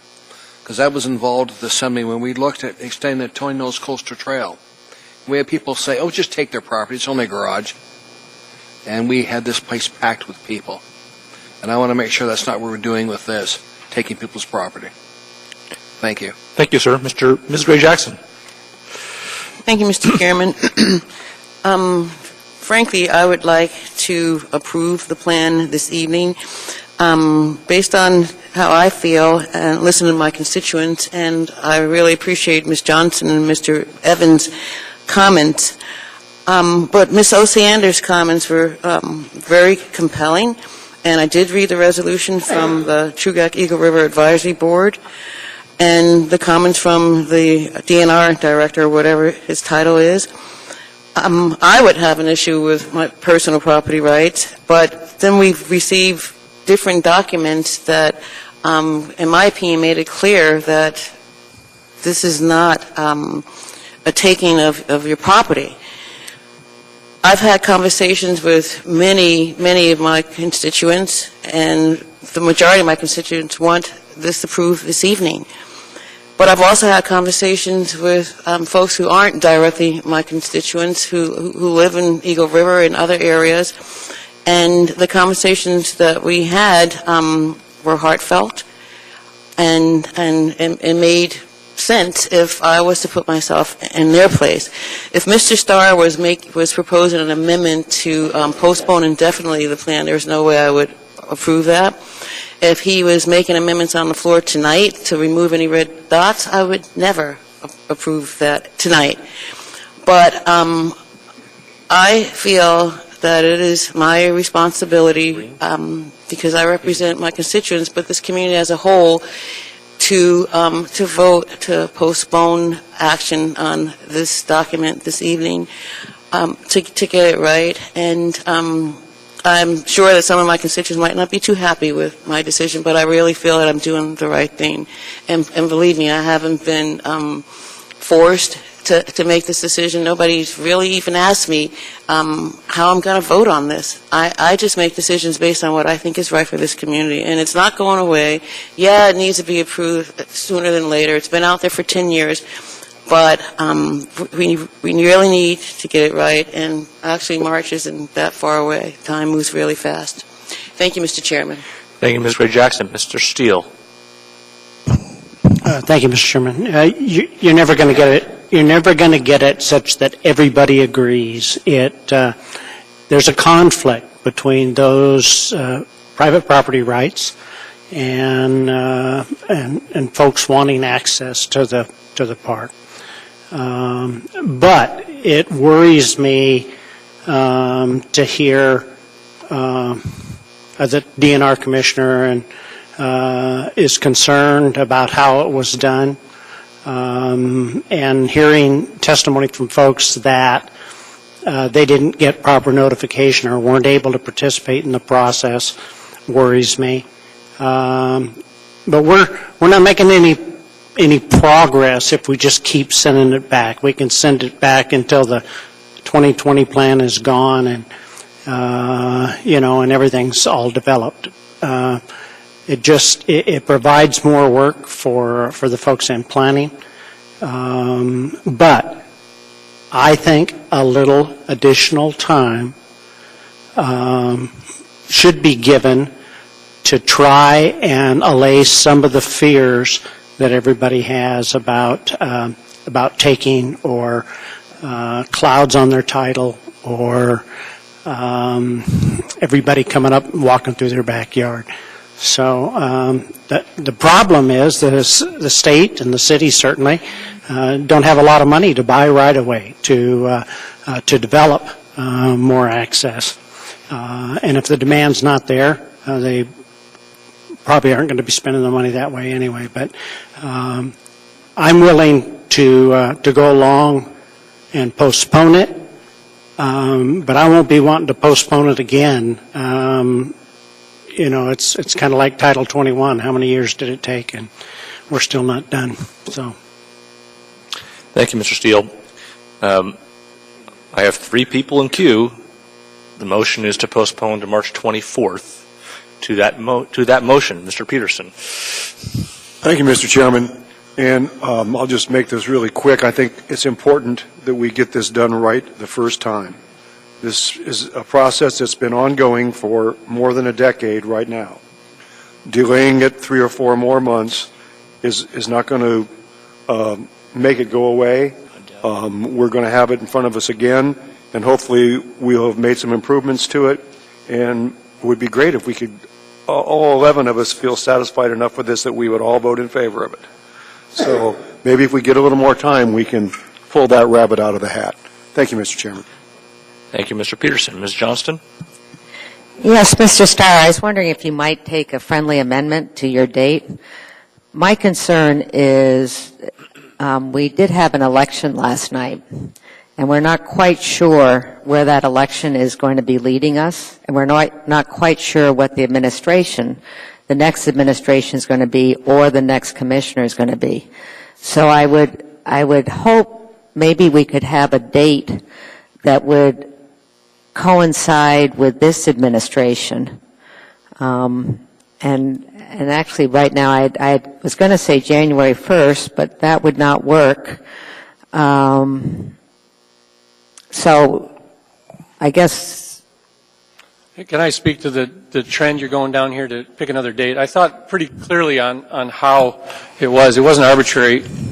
Quite honestly, the Assembly is going to be dealt with budget stuff between now and the end of the year. Pretty significant budget discussions. They start in a few minutes on public testimony for that. I think we absolutely have to get that correct. And part of that element is the CIP. Part of that is new transition. You alluded to this, that it might be political, and I hope that's not what you meant, that there's politics involved in that. These folks are city employees. They work hard. They're here. I've been working with Mr. Weaver and his staff ever since I got up here in planning and zoning before that. They're very, very good at what they do. This can happen, but part of your urging, I heard it twice now, is to do it right. It may require an S version, any form or another. We've been told time and time again, the public wants to see those S versions, have another way at the conversation with that. Did we get that right? So I really see, Ms. Johnson, the need to have that time frame. We're not going to see anything over the holidays. January is going to be putting S versions and public testimony into our plate, maybe February, and then we're up to a vote. Let's get it right. I'm pledging to the microphone time and time again. It will be that energy. It'll be that work. But some of it relates on me bringing my 66 points of contest to resolution and construction, and I'll pull it through just as quick as I can. But some reason or another that it's a political changeover or anything like that, I quite frankly don't think that matters. We're not going anywhere. Through the chair, Mr. Starr.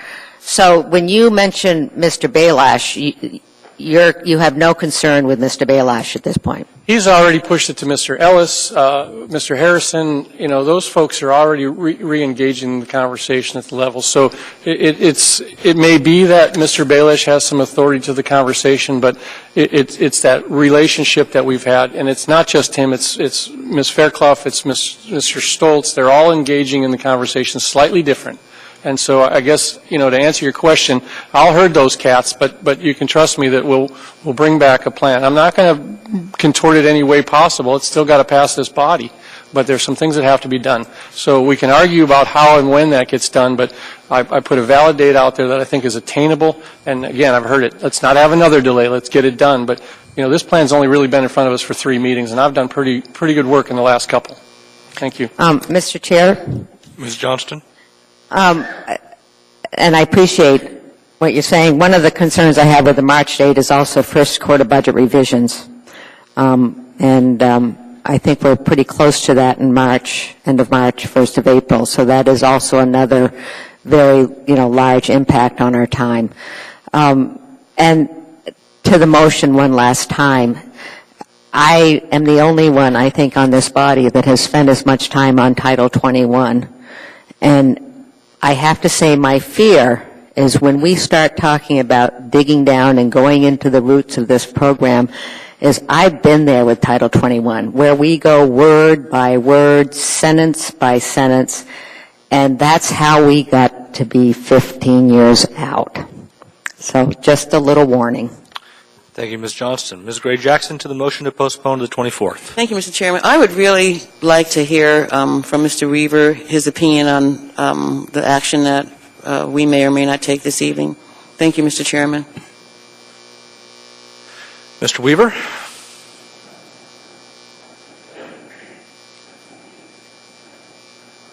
I think we heard from Mr. Vacalis that you guys are fine either way, but anything you want to add to that? Yes, Mr. Chairman, we'd be fine either way.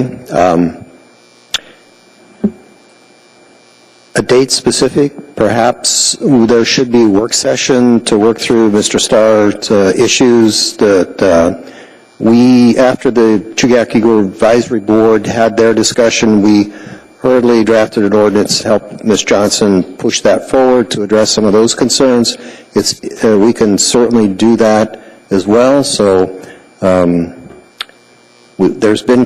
there has, just so you know, there has been considerable public notification on this process over the past decade. Thank you, sir. Anything else, Ms. Gray-Jackson? Mr. Traney, wrapping up. Just that Ms. Osiander asked us to give her some time on this, and she was our chairman of Title 21 for about 10 years. And I respect her. If she wants the time, I'm going to give it to her. Thank you, Mr. Chairman. Thank you, sir. There's seeing no one else in queue, the motion is to postpone this item to March 24. Please proceed to vote.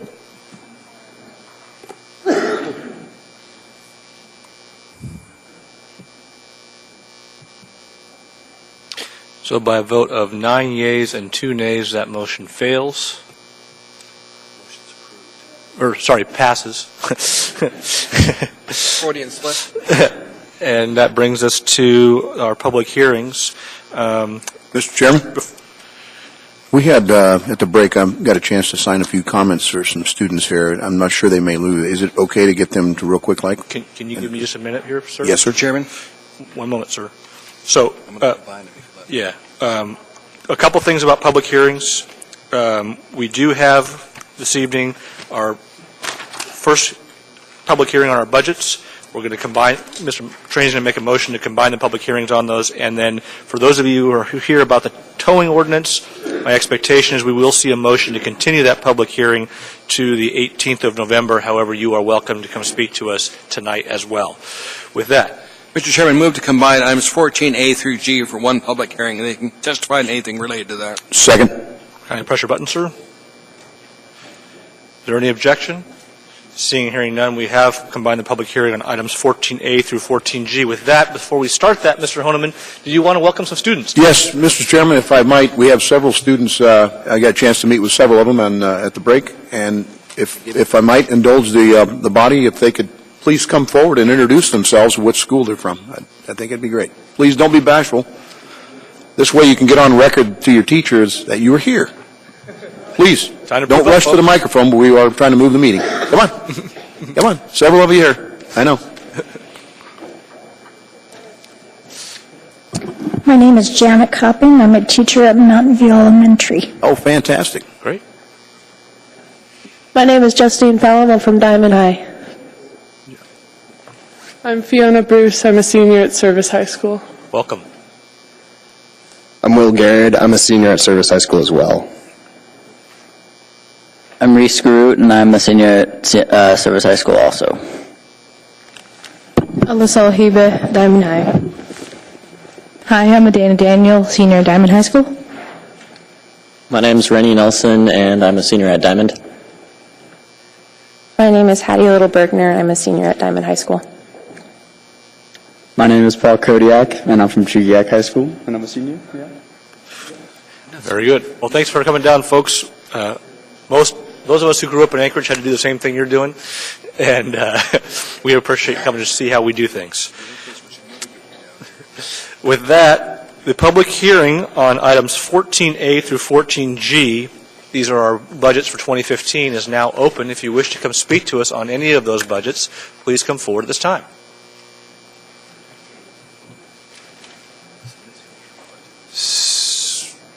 Don't wait. I'm going to close. I'll whack the gavel and you're going to be done. I'm not a patient chair.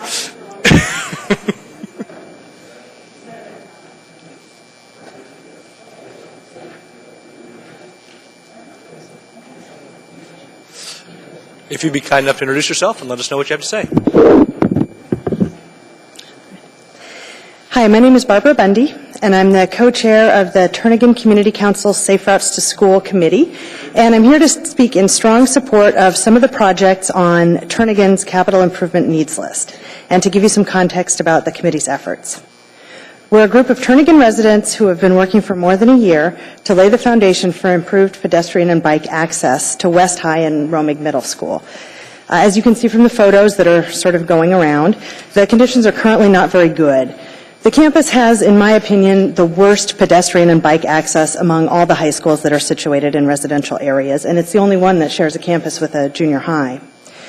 It hasn't improved since I was there, and I'm not going to say how long ago that is. It was longer for me. Yeah. So pedestrian improvements in the area have been contemplated in the municipality's non-motorized transportation plan, but there hasn't really been much development of those particular projects. So students who live within a mile of campus don't get bus service, and that's as it should be. We know that students who walk or bike to school have improved concentration and performance, and we all know how crowded the vehicle drop-offs are. Students should walk. Students want to walk. Parents want them to walk. But as it is now, there is nowhere that's really safe for them to walk. So the committee has developed and prioritized a list of 9 projects that we think would improve safety for students who walk or bike. We've been working with the Anchorage School District, the municipal traffic engineer, and several nonprofits to define realistic projects and look at funding options. We've also conducted extensive outreach to the neighborhood and given committee reports to the Turnagain Community Council. And the TCC will be voting on a resolution in support of these projects tomorrow night at the regular meeting. So 2 of the projects are directly described in the Turnagain Community Council CIP list.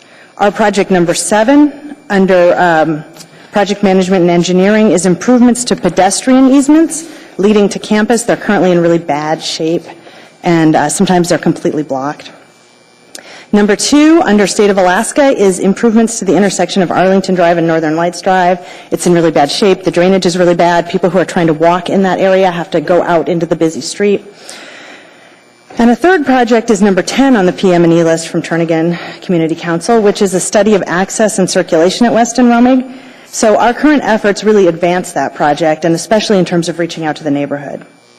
All 3 of these projects will fit in with the work we've been doing to bring diverse funding sources together and to develop projects with neighborhood support that will make a big difference for student safety. So I want to urge you to support these projects and to advance them through the municipal CIP process, and look for our efforts in coming years. My oldest is 5, and I want him to walk to Romig. Thank you, Ms. Bundy. Mr. Hall has a question for you before you run off, if you don't mind.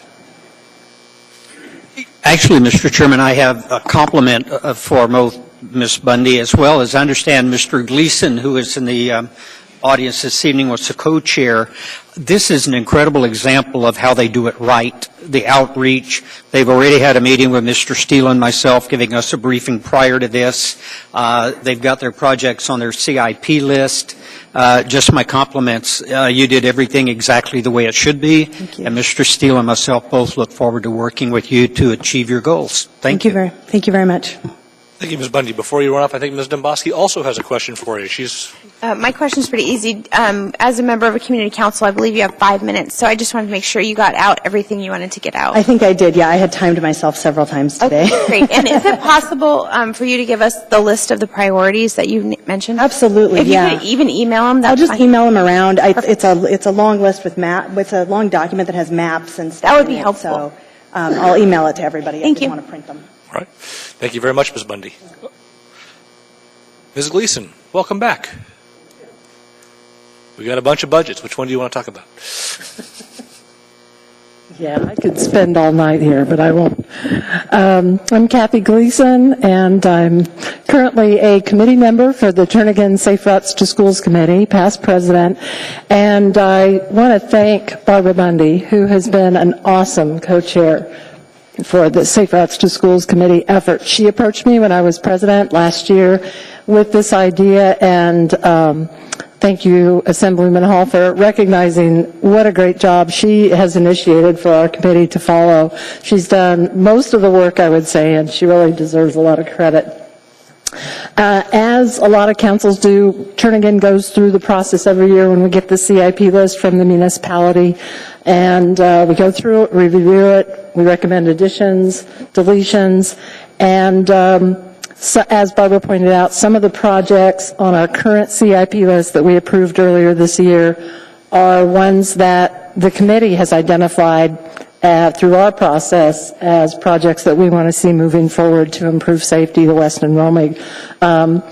But I'm sure that after the council approves this list officially, which we hope will happen tomorrow night at our November meeting, then when we review and update our list next spring, we'll include even more of these projects in our list. So we look forward to doing that.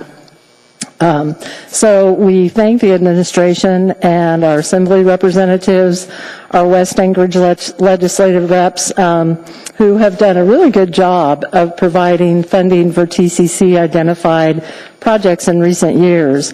3 good examples that were completed this year is the improvements to 35th and McRae, which we've been asking for about 20 years. The pedestrian pathway on the south side of West Northern Lights that runs both through Turnagain and Spenard, and also some playground equipment improvements at Balto-Sepulveda Park. So we do appreciate your support, funding when you review our CIP list and including them so that they can move forward. And we know that funding is going to be tighter and tighter for capital improvement projects, but we hope that you consider supporting worthwhile projects on our TCC list, including the Safe Routes to Schools safety improvement projects, because they really do address some much needed issues with regard to safe passage for students and others who travel to and from the Turnagain neighborhood to the Western Romig campus. So thank you very much. Thank you, Ms. Gleason. Mr. Gleason. Anybody else who wants to speak to us on the budget, please come on down front so we can get to you. Hi, my name's Dan Gleason. I'm the co-chair of Safe Routes to Schools Committee for Trinity Community Council. And I want to thank my co-chair, Barbara Bundy. She's done a great job. I did a lot of the facilitation, and she did a lot of the legwork.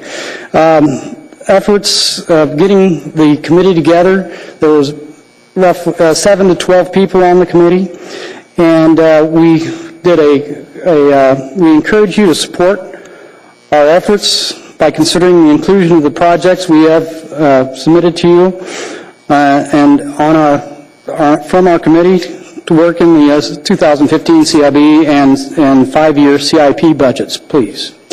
We have done an extensive outreach. I walked Hillcrest, and several people walked Esquire, Forest Park Drive, and Arlington, Belmont, several other places, Wildwood. Thank you. And Hillcrest. No kibitzing, Ms. Gleason. And we had overwhelming support. We did have a few people that were against this improvements because they didn't want to affect their properties. We worked around those property owners, and we also came to some compromises on Forest Park Drive that I think people could live with, if you may. And so please address the safety issues. We want to keep our kids safe. Thank you. Thank you, Mr. Gleason. Welcome, sir. Thank you, members of the Assembly. As a pedestrian, bicycle commuter, and transit user through that neighborhood, I want to appreciate their efforts. It's not just children we're looking out for. Tell us your name, sir. My name is Jedediah Smith. I'm the chair of the Public Transit Advisory Board. I am not here tonight to present you yet with a resolution from the board, but I am here to tell you that we have been actively discussing among the board as well as taking comments from the public about public transportation in Anchorage, and we expect to have a more formal statement for you before your next hearing. But I can tell you that we've had, over the last 6 to 8 months, we've had very vibrant and useful public discussions. We post notices of our meetings and have been having very good participation and very helpful comments to the board from riders. I can tell you that the board has also been working very closely with the staff on how we can make our public transportation system in Anchorage more efficient, more friendly to the current users and the current ridership, and also more attractive to new ridership, people who aren't currently riding the bus. But we are all very interested in seeing ridership grow in our transit service. And so how are we going to do that?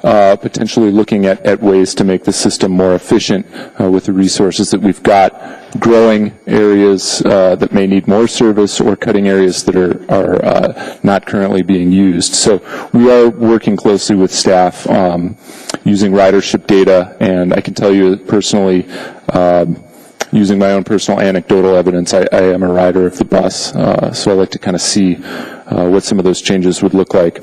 I can also tell you that we have been working closely on a number of public safety issues on the bus, and those are issues that have been brought forward to the board and are of concern, and I have confidence that staff is continuing to work to address some of those safety issues on the buses.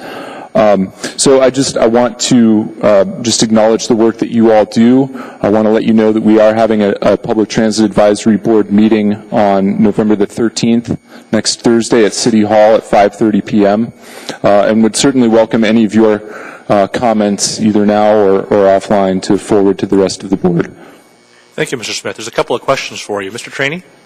The administration is going to be asking to move the transfer station to Medtown. Are you guys going to be addressing that issue? I haven't seen any formal proposal for that yet. You might check with the administration because it's in what they want to send to Juneau this year. Okay. Is the money to build a bus transfer station right back here. And that will affect the bus riders.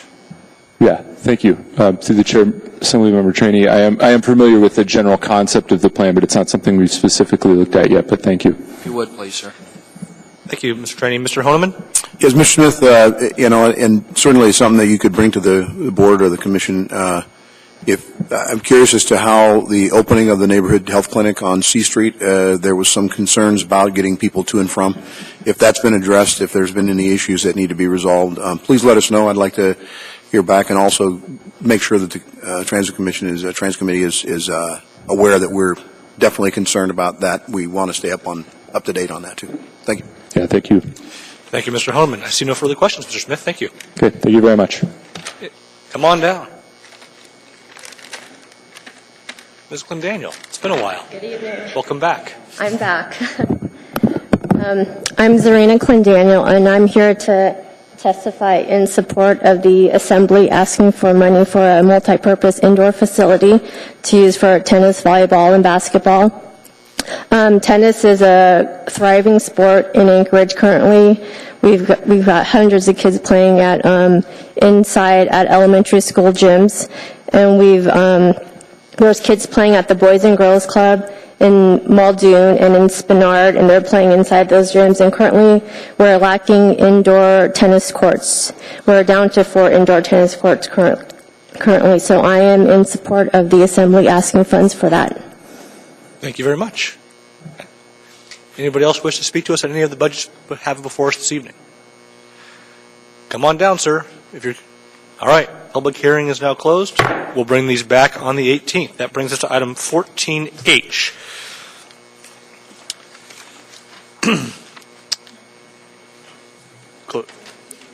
I closed them.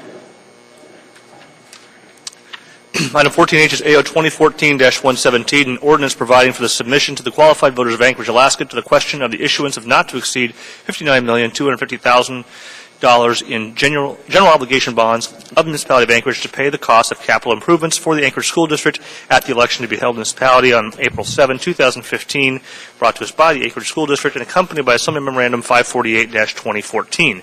This is a public hearing. If you wish to speak to us about this bond proposal, please come forward. Mr. Graff. Mr. Abbott. Good evening, Chairman Flynn, members of the board. My name is Ed Graff, Superintendent of the Anchorage School District. I just want to thank you for the opportunity to present our bond proposal here tonight. I understand that we had a good conversation with the Assembly at our last joint Assembly meeting. We were able to address a few questions and provide a presentation with our bond package to the Assembly.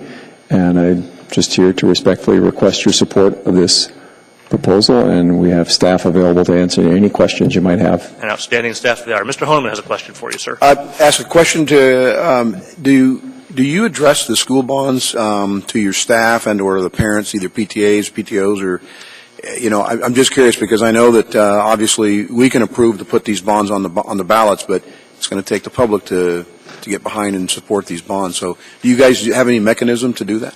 To the Chair, Assemblyman Honeman, we can provide factual information regarding our bonds, and so we do work with the community and public to present that information, usually through community councils or PTAs, at the request of any other organizations out in the community. We're happy to provide that information. It's perfect. Thanks.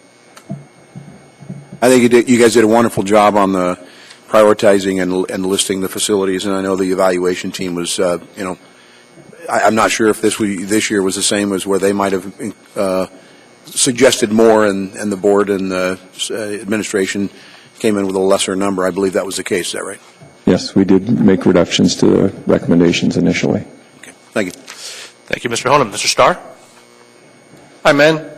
You're ganging up on us now. I guess that's good to see you all at once. Thank you for coming down. I'm really impressed on the facilitation schedule and all the things that go into the prioritizing of that, and you also seem to recover well in those years perhaps where the voters are saying, hey, maybe not. So single package bond probably makes sense, but if it doesn't pass, I also get the answers and the comfort of knowing that you guys have a plan B. So that's a good thing to do as we start addressing state issues as well as voter intent. We've had this conversation before, and the quick answer is, well, bond counsel said it was okay. But I'm always flummoxed with the answer that comes back with the word that says, but not limited to, in the bond language. And that's the intent that right now we're going for 59 million and change. If your projects come in under budget, Eagle River High School came in under budget, that it seems to be okay that we authorize budgets for the intent purposes thereof, but then the not limited to language allows us to defer money somewhere else that may not have been in the voters' intent. How are we working that through in terms of communication, or is it just the right thing to do by telling the voters, this is what we want you to vote for, but oh, by the way, we might spend it over here? Well, I can only speak to my intent, and we certainly want to be mindful of what we're asking of the voters, and I think we've taken extra time, thoughtfulness to take a look at what that final dollar amount is and come back and have the conversation as to just how genuinely it does fit in with even in the context of it being improved, but just generally how it fits into the work that we need to have done in our schools as well. And we have presented that information to the board in those discussions. Yeah, I hear the answer. It's, Gladys Wood gets remodeled, Eagle River High School not to exceed, when the contracts come back, not to exceed. Well, we work real hard to not to exceed, but then we still debt issuance the full amount for Eagle River High School and spend it somewhere else. Ethically, I'm just not sure that we're doing a good job of communicating. I know I'm not. If we're bonding, I'll go out and market for that. And then when we say, well, we're going to spend it anyhow, no matter what. So, it's not anything that I think we can fix tonight, but I want to make sure that we're clear on the language that says not limited to, and that seems to be the phrase in there that allows us to say spend it over here if we didn't over here. So I'm clear with that. I had one other point, but we can certainly do it offline, email-wise. You guys are real good about getting answers back to me, so thank you for that. Yep, thanks for your comments. Right. Thank you, Mr. Starr. And I think Ms. Domboski wanted to speak to that exact point. I'll just follow up. Thank you, Mr. Chairman. Superintendent Graff, we've been having this ongoing dialogue for about the last 2 months between the Assembly and the school board, in which I know you guys were reevaluating your policy and how, when that money is reappropriated, who has the authority to do it. What policy or what discussions has the school board come to as a conclusion, or have they yet, as to how you're going to deal with that? I'm going to let Mike Abbott, our Chief Operating Officer, address that, since he also serves on the policy, as a policy point person. Thank you.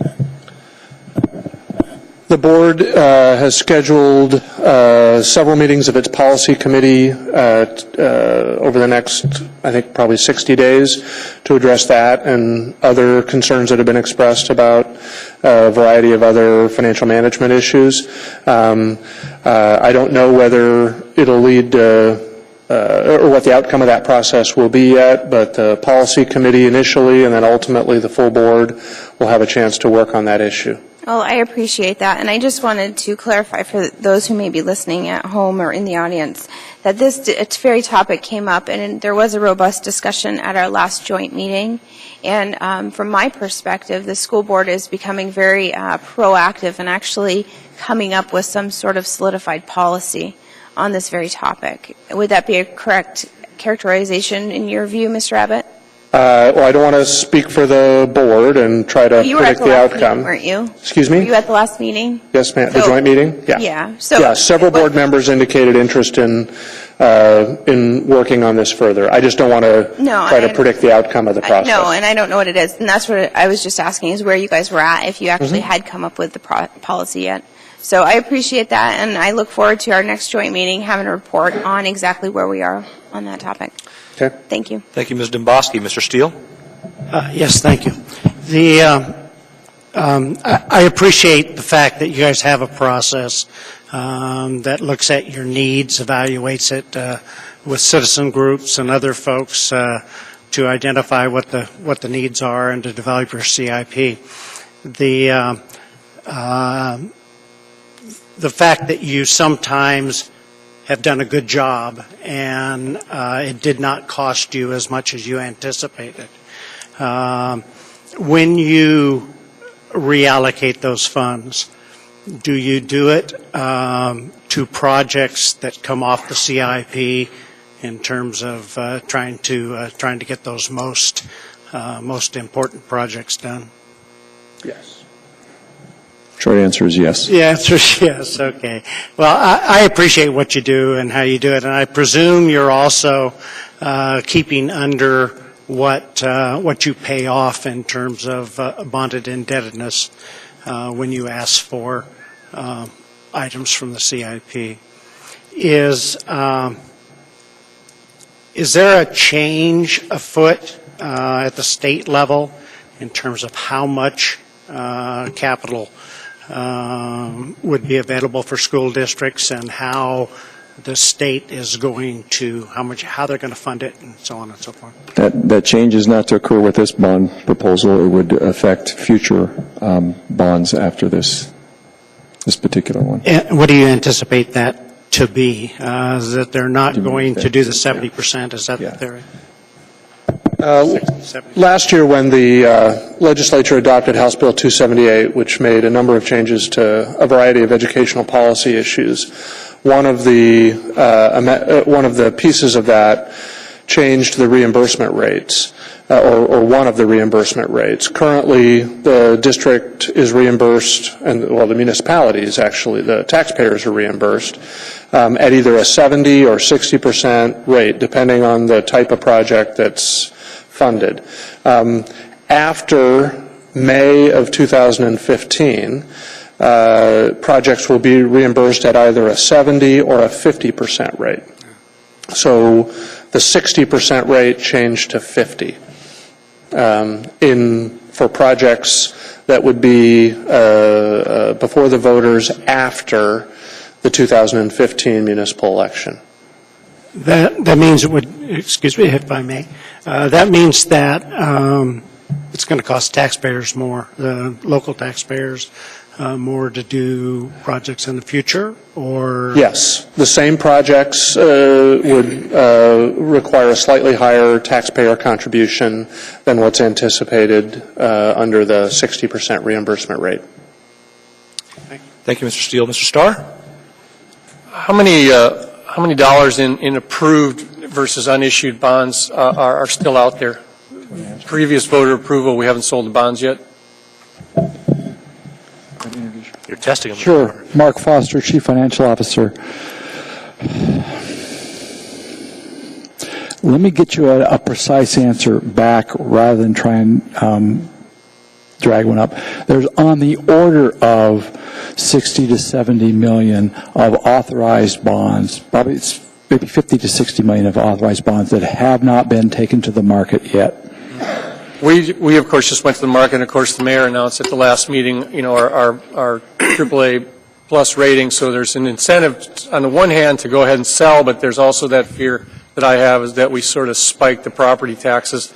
They don't go up, as you know, until we actually sell and incur the debt. So, the cash management is also an element of how and when we release this. So I would ask you again to urge that if in fact you spike the market, granted we can sell and collect the money, but when you're putting $150 million of the new debt into the municipal system, potentially, the 60 plus what we have in the deal, I get concerned about what the taxpayers see.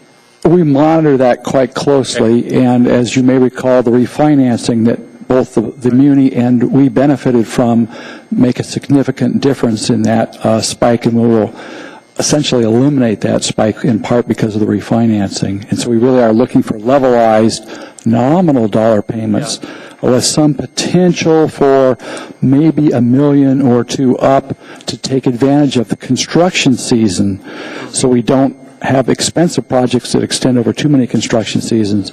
So really we're monitoring that to maintain a total cost on the order of 87 to 88 million local plus state. Yeah, I think that makes a big difference to the taxpayer in particular as we incur the debt on their behalf. So thank you for doing that and watching that science. That's as much as where you're going to spend it, but how you spend it. So thank you. Thank you. Thank you, Mr. Starr. I see no further questions. Thank you, gentlemen, for coming down. If we need you back, we'll let you know. Thank you. Anybody else wish to speak to us about the school bond proposal? Welcome, sir.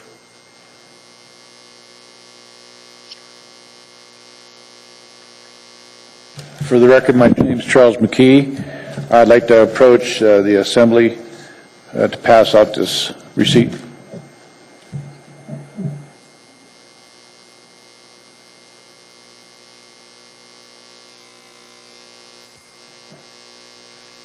Those are the receipts for the Dispatch News. I actually purchased 15 copies of the Friday article, Friday newspaper, October 31st, at that date, the 3rd. Now, indicating that the article in question is win ugly or lose pretty. The lobbyist tells oil industry how to go after their adversaries. Now, I'm talking about the bond issue on this here, and pertaining to that, and how I'm part of the public record, by the way, and how they're using that to manufacture. The reason why I was here last time is the entities that I'm opposing to a certain extent are using their tactics to bring about municipal law against me and forcing me to approach the issue with the Crow-Waranto, which I already put in before you people, in other words, manufactured. So I'm part of a public document phase. All you have to do is type in my name and find out what I've been embroiled with the city government and the state government. So pertaining to the bonds, I already wrote a letter to the Securities Exchange Commission questioning the AAA credit rating that's been allocated to by Moody's. And when you go to the Dispatch News and you look at the stairwell and up at the second landing, they've got the statement of the First Amendment. You have the right to address the government. That's Crow-Waranto. You have a right, but lo and behold, they had that big, huge bonfire on 1957 about how the Alaska became a state. Well, they violated the Constitution. This 1862 Act of Congress signed by Lincoln, they didn't include positions, and also they didn't include oath, bond, and commission at the municipal level and state level for judges. And I don't really have to go after it first in my hand to go after including first responders. But it includes the Bar Association. And I was surprised in September the 6th, 2014, Saturday, they actually put this article in the paper, Dispatch News, but they don't even read their own paper. It says right here, the captions, the real question is why is it in 2014 and Alaska has no actual law on ethics and corruption of lawyers and politicians that are enforceable by criminal court. Thank you, sir. Appreciate your comment. Thank you. Is there anybody else who wishes to speak to us on school bonds? Seeing, hearing no one, public hearing is now closed. What is the wish of the body? Move to approve. It's been moved and seconded. Is there further discussion? Seeing, hearing none, please proceed to vote.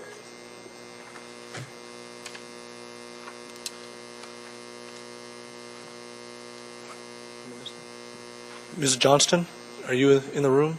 She is not. Okay. Let's go ahead and lock the roll, please. So by a vote of 10 yeas and 0 nays, that motion carries.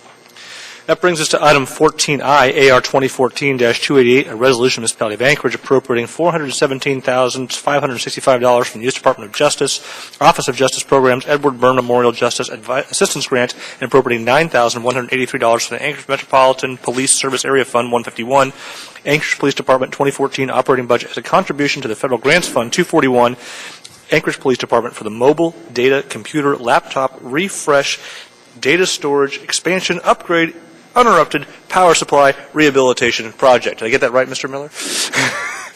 This is a public hearing. If you wish to speak to us on this matter, please come forward at this time. Seeing and hearing no one, public hearing is now closed. Move to approve. It's been moved and seconded for discussion. Seeing and hearing none, please proceed to vote. What am I missing? Me. Okay. And that motion carries unanimously. Congratulations, Captain Miller. That brings us to item 14J, AR 2014-289, a resolution of the Municipality of Anchorage appropriating $850,000 from the Alaska Department of Health and Social Services to the State Direct Federal Pass-Through Grants Fund 231 for the Anchorage Domestic Violence Sexual Assault Intervention Program in the Department of Health and Human Services. It's accompanied by Assembly Memorandum 632-2014. This is also a public hearing. If you wish to speak to us on this matter, please come forward. Seeing and hearing no one, public hearing is now closed. Move to approve. It's been moved and seconded. Is there discussion? Seeing and hearing none, please proceed to vote. And that carries unanimously, which brings us to item 14K, AR 2014-290, a resolution of the Municipality of Anchorage appropriating $959,611 to the Public Transportation Capital Improvement Project Fund, 485, and $3,660,000 to the Federal Grants Fund, 241, as a Federal Transit Administration grant when tendered from the use department. Waive reading. Thank you. This is for public transportation project is accompanied by Assembly Memorandum 633-2014. This is also a public hearing. If you wish to talk to us about public transit, come on forward. Seeing and hearing no one, public hearing is now closed. Move to approve. Moved and seconded. Is there discussion? Seeing and hearing none, please proceed to vote. And that carries unanimously, which brings us to item 14L, AO 2014-130, an ordinance amending the zoning map and approving the rezoning of approximately 29.6 acres from R2M multifamily residential district to R3SL multifamily residential district with a special limitation for the south, 1/2 southwest, 1/4 southwest, 1/4 northwest, 1/4 parcel A. Waive reading. Thank you. This is for the Widener project, I think. This is a public hearing. If you wish to speak to us on this matter, please come forward. Seeing here. You want to speak to us on this matter, sir? Welcome. Please introduce yourself. Dick Rankins.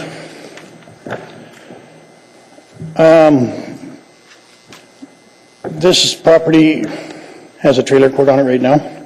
It's not aesthetically pleasing, I guess you would say, to the eye, but it's very quiet, and we have great views around the area. This rezoning will create massive changes. The company that's trying to put, or that has put forth the application for the rezoning also has a notice of public hearing on Wednesday, November 19th, now for the same property to subdivide it in 2 different sections. I don't know why that is, but doing something else. We understand that there has to be, or there's a need for more housing in Anchorage, and don't have the not in my backyard attitude here, but we don't want to have a dramatic change to our way of life. There's a bunch of papers here. Velcro man doesn't work very well here. We can hear you, don't worry. There's a bunch of things that are put forth in the proposal for the rezoning that we question a lot of it. They keep trying to use the 2020 plan and the East Anchorage District Plan, which are pie in the sky, quite frankly, because they're not in place as yet, but it follows the meaning of them, but you can't use something that's not in place. The major concern that they have is shadowing. Well, they're going to put 400 and some residences on the 29 acres, and their major concern is shadowing. There's a lot more to shadowing. There's the increased traffic, there's the population increase, there's a ton of different things. Their analysis states that there's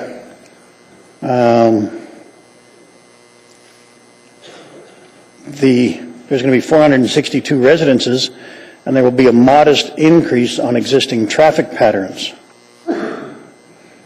Maybe no one's going to have vehicles there, but when I left this morning for work in a condo unit of 12 residences, there was 13 vehicles not there. In the small area where we park, there's some outlying areas where people with second vehicles park and stuff, and I don't pay attention to how many are there, but a lot of those spaces were empty also. The state of Alaska states on page 51 of their proposal that traffic will increase 5 times. The traffic will be huge. It says 44% of the residents may leave in the morning and 54% will return at night. Thank you, sir. May I ask you a question? Yes. Are you a resident of the trailer court that's being considered for redevelopment, or are you in a condo No, across I'm the not. creek? I'm in a condo there. Across the creek? Yes. Okay. And there's a bunch more people from the same place here. Okay. I have a couple questions for you. Mr. Trainee? How many people, do you know how many trailers are still in this 29 acres that are still physically there? How many trailers? Yes. I don't know. There's quite a few of them there. On the north end, they have removed A few of them, I don't know, the development is supposed to take place over a period of time in 4 stages, starting on the north end. Okay, thank you. I'll ask one of the trailer people when they get here. Thank you. Thank you, sir. I see no further questions. Okay. I'm sorry, we allow folks 3 minutes to speak, and your time has expired. Is there anybody else who wishes to speak to us on this matter? Well, there's a ton of other things, too. You can send that in. Sir, if you have additional comments you wish to email to the Assembly, you're more than welcome to do so. Welcome, sir. If you introduce yourself. Good evening. Members of the Assembly, my name is Tony Hoffman. I work with the Boutte Company, and we are the representatives of that petitioner, and I'd be happy to answer any of your questions. I'll tell you right now, the north third of the property has been completely cleared of all but 2 trailers. They've taken the option of removing themselves from the trailer court, taking a buyout option so they could relocate, or there were other options given to them. Total, there's maybe 80 trailers left, and the plan is to phase them out over 3 years to 8 years, depending on market absorption. I'd be happy to answer any questions. The shadowing is something that the city planning department, Mr. Weaver can talk about this, brought up. It's a new Title 21 concept where we had to provide buffering between the zones so that the 35-foot allowed buildings in R3 do not impact the sun enjoyment of the properties to the north and east, and we did that. We worked with the city extensively. So, thank you, sir. There's several questions for you. So. Oh, okay. You knew what you were getting into, though, didn't you? Yep. Mr. Odeman?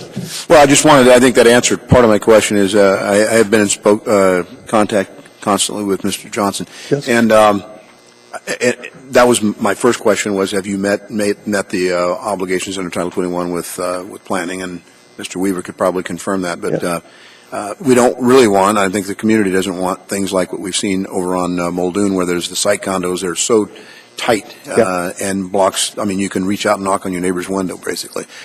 There's no intent for that, correct? No, I also mentioned that, Chester Creek runs through the property, as we all know, and with the new Title 21 setbacks, that we will be saddled with 50 foot on each side. We'll be basically a 140-foot corridor through that property that will be basically a greenbelt undisturbed area other than utility crossings, which is an amenity that is not enjoyed now by the trailers that are grossly inside the stream setbacks and other uses. Okay, thank you. Thank you, Mr. Honan. Mr. Traney. I had a question on the creek, but you already dealt with that. Okay. Are you going to conform to state law relative to telling the people how long they have to move out? Have you already told them when it'll be shut down?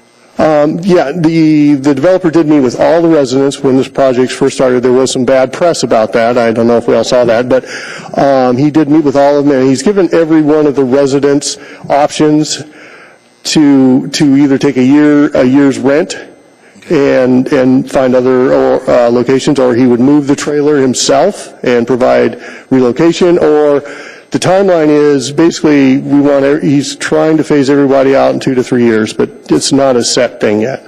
He didn't buy that parcel of land in the valley, did he? Yes. At one time he was talking about buying Bella Vista. He bought it? Yes. Okay. It's the same developer. Good. Thank you. Thank you, Mr. Traney. Mr. Peterson. Thank you, Mr. Chairman. So you've offered each one of the trailer owners a year's free rent in the new development. Yes. Or you will pay to move their current trailer somewhere else. It's movable. Most of the trailers are not. It's unfortunate. However, most of the trailers are, in reality, have outlived the ability to be moved properly with the codes the way they are. So it's a difficult option. But so. Can I follow up, Mr. Chairman? So you say you have 2 trailers left on the north end? Yeah, there's two or maybe 3 on the north 8.5 acres. One lady, there's an elderly lady who lives there that the developer is still trying to find options to move her because she is somewhat infirm, or her daughter is, I believe. And then there's 2 other people that are just going to wait until the time they have to find their own place to move to. All the rest in the north 8 acres have moved out, and it's been completely cleared. And the developers actually found, when they started, they knew there was some DEC contamination, and they started cleaning it up this year, and it ended up being a massive project of almost $1 million of remediation. And this is just in the first 8 acres. And this is not even speaking to the south 2/3 of the property. It's a massive undertaking with trailer court redevelopment, so it's going to be a long project. Okay, one last question. Do you think the two people that are waiting till the very last minute, are they going to be a problem? No. No. Not protesting and... No, it is a rental situation. Oh, they're renting. They're all leases or rentals. So, and I think Mr. Holman can speak to this, that the developer really has stepped up above and beyond what could be done to relocate people. Okay, thank you. Thank you, Mr. Peterson. Mr. Trainee. One last question. The developer at one time said he was going to come in for a tax deferral. Yes. Is he still planning to try and do that? No. That's just a difficult process to navigate, and he would like to. Yeah, but it's not going to work. Okay. So. Yeah. Thank you very much. And I would, there's one other issue I'd like to bring up. As far as the creek, this area of Chester Creek floods every year, and it's a major problem with the city, and as part of the project, the developers also cleaning up and putting larger culverts in the creek crossings and bridges, which will help that creek. Thank you, Mr. Trainee. Ms. Gray Jackson. Thank you, Mr. Chairman. Thank you for being here. Mr. Peterson asked the question, you said a year's free rent in a new development, because that's kind of not what I heard in terms of a year's free rent. A year's free rent. They're offered $5,000 or $6,000. It's $500 a month. Mm-hmm. They can either stay there rent-free for a year, or they can take the money and leave. Stay where rent-free? Right there, on the property. Okay, before you tear? Yeah. Okay. It's an option to either take the $5,000, find housing elsewhere, or he'll move the trailer. Okay, I get it now. Thank you. Thank you, Mr. I'm Chairman. sorry. Thank you, Ms. Gray Jackson. Ms. Johnston? I think since it's going to take you a while on this project, I already know the answer, but are you looking at doing this with the new Title 21 code? No. Oh. No. Thank you. Mr. Steele? Yes, thank you. Thank you for coming. I did see in some of the documentation some concerns about the parking and traffic. Would you expand on that? It seems to me they worry about you don't have enough spaces. And, of course, it's a concern. There's an increase in the housing that's going to be there. Boniface is a major arterial, and it will be fleshed out what type of on-site and off-site improvements are required through the TIA process, which we're undergoing as part of the platting process, which is heard in November or later this month. So that will indicate whether or not we need additional turn lanes. But our first run at the traffic counts that will be generated indicates that Boniface and DOT in our pre-TIA meeting with DOT, they're comfortable with the fact that that Boniface can handle this. The East Anchorage District Plan does indicate this type of zoning too. It is very clearly called out as an R3 zone, and it's on the transportation corridor. There's a lot of reasons we feel it's appropriate. If I may, how many parking spaces per unit are you looking at? Probably 2. Okay.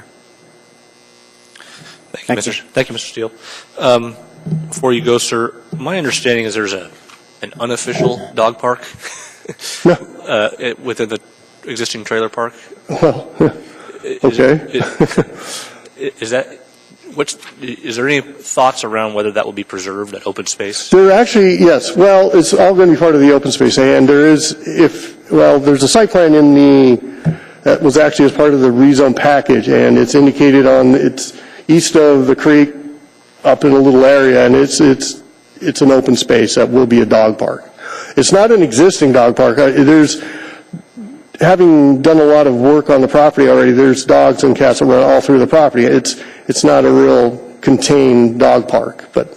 Yeah, no, I understand it's not designated yet. So, okay, thank you. I see no further questions. Thank you. Anybody else wish to speak to us on this matter? Come on down, sir. And anyone else who may want to offer a few words, we have plenty of seats up front. You're welcome to wait up here. Yeah, my name is Chris Locke. I live in a condo association that's right beside there. And my major concern is there's a massive 90-degree turn in the street there, and it's basically a blind corner. If you guys increase the traffic by 5-fold, you guys have to come up with a new plan to deal with that traffic. So like right now, you can go around the corner in the wintertime and you'll slide around the corner. A 5-fold increase in traffic will have a big problem with that corner. And there's no way of getting around that massive corner. It actually goes from east to west and then turns right hard and goes north-south. That's my major concern. Thank you, Mr. Locke. I appreciate that. Anybody else? Okay, seeing and hearing no one, public hearing is now closed. Move to approve. It's been moved. Is there a second? It's been moved and seconded. Is there discussion? Mr. Honeman. Yes, I've actually been in keen interest in Ms. Gray Jackson. I believe it was just prior to Mr. Peterson being on the body. There'll be Mr. Trainey, and I believe Mr. Steele even sat in on a meeting with Mr. Johnson, who's the principal. He's an Alaskan resident and yet currently resides in, I believe, California, and comes back. He knows the area pretty well. One of the things that I am impressed with, and of course there is change, and of course change is going to be naturally resistant. So the use of that mobile home park and converting it to higher density housing is of concern, I'm sure, for particularly the view shed. People who are used to looking to the east and seeing the mountains with a mobile home height are going to have larger buildings to look at. So that is always of concern. The thing that I'm enlightened by is the things that was stated by the Mr. Boutet's company, and that is they've really gone out of their way to make sure that the tenants that are living in the mobile home park are cared for. In fact, Mr. Johnson said, he's made sure, particularly the elderly lady with an infirm daughter, he's taken her on as kind of a project to make sure that they get her someplace appropriate. And as far as developers go, you don't always see or hear that. And I mean, these guys, we put them to task at the very beginning to say, hey, we don't want, we've seen mobile home parks go away in lieu of development to different properties. I kind of liken it to the one at 2205 Boniface, a little farther north. There's some really nice projects in there, and the homes are fairly well built, quality homes, nice neighborhood, nice winding street, and it's been relatively quiet. So to the concerns of some of the neighbors in the condos nearby, I've been assured by the developer that these are some upscale homes. These are not little cheap stuff that I think you're going to find substandard employee or renters there. I don't believe, and I'm not sure you're representing the company in that regard, I don't believe these are going to be, for lack of better terms, low rent or Section 8 housing. The rents will be fairly high. I think you're going to find a lot of military and a lot of people who are looking to get into some pretty nice places. The plans on this, and as far as the gentleman's concerned with driving into the traffic is going to have to be rerouted to put all the units that they're planning on putting in over the phases. So it will be changed. It'll look a little different, obviously. I believe Boniface can handle the traffic. I am concerned, and we've talked about that, with the concern of traffic congestion beginning at workday, end of the workday, and it could be an issue, there's no doubt, as they go through, and I'm hoping that the state and everybody works together with that. But it's a fairly responsible developer, and I highly recommend we approve this. Thank you, Mr. Honeman. I see no one else in queue. Please proceed to vote. And that motion carries unanimously. That brings us to item 14M, AO 2014-132, an ordinance amending Anchorage Municipal Code, new code, effective January 1, 2014, sections 2104.020I, 2104.030G, 21.06030E. Wait, reading. Thank you. This is for a bonus incentive for a wrapped parking structure, and I presume Mr.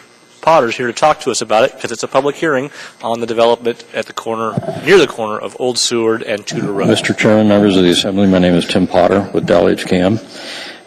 This is one of the ordinances that we've kind of been talking about that would be coming out of as we do new projects and we're trying to go through and utilize the new code, that we'd find things that were either not working or needed to be tweaked a little bit.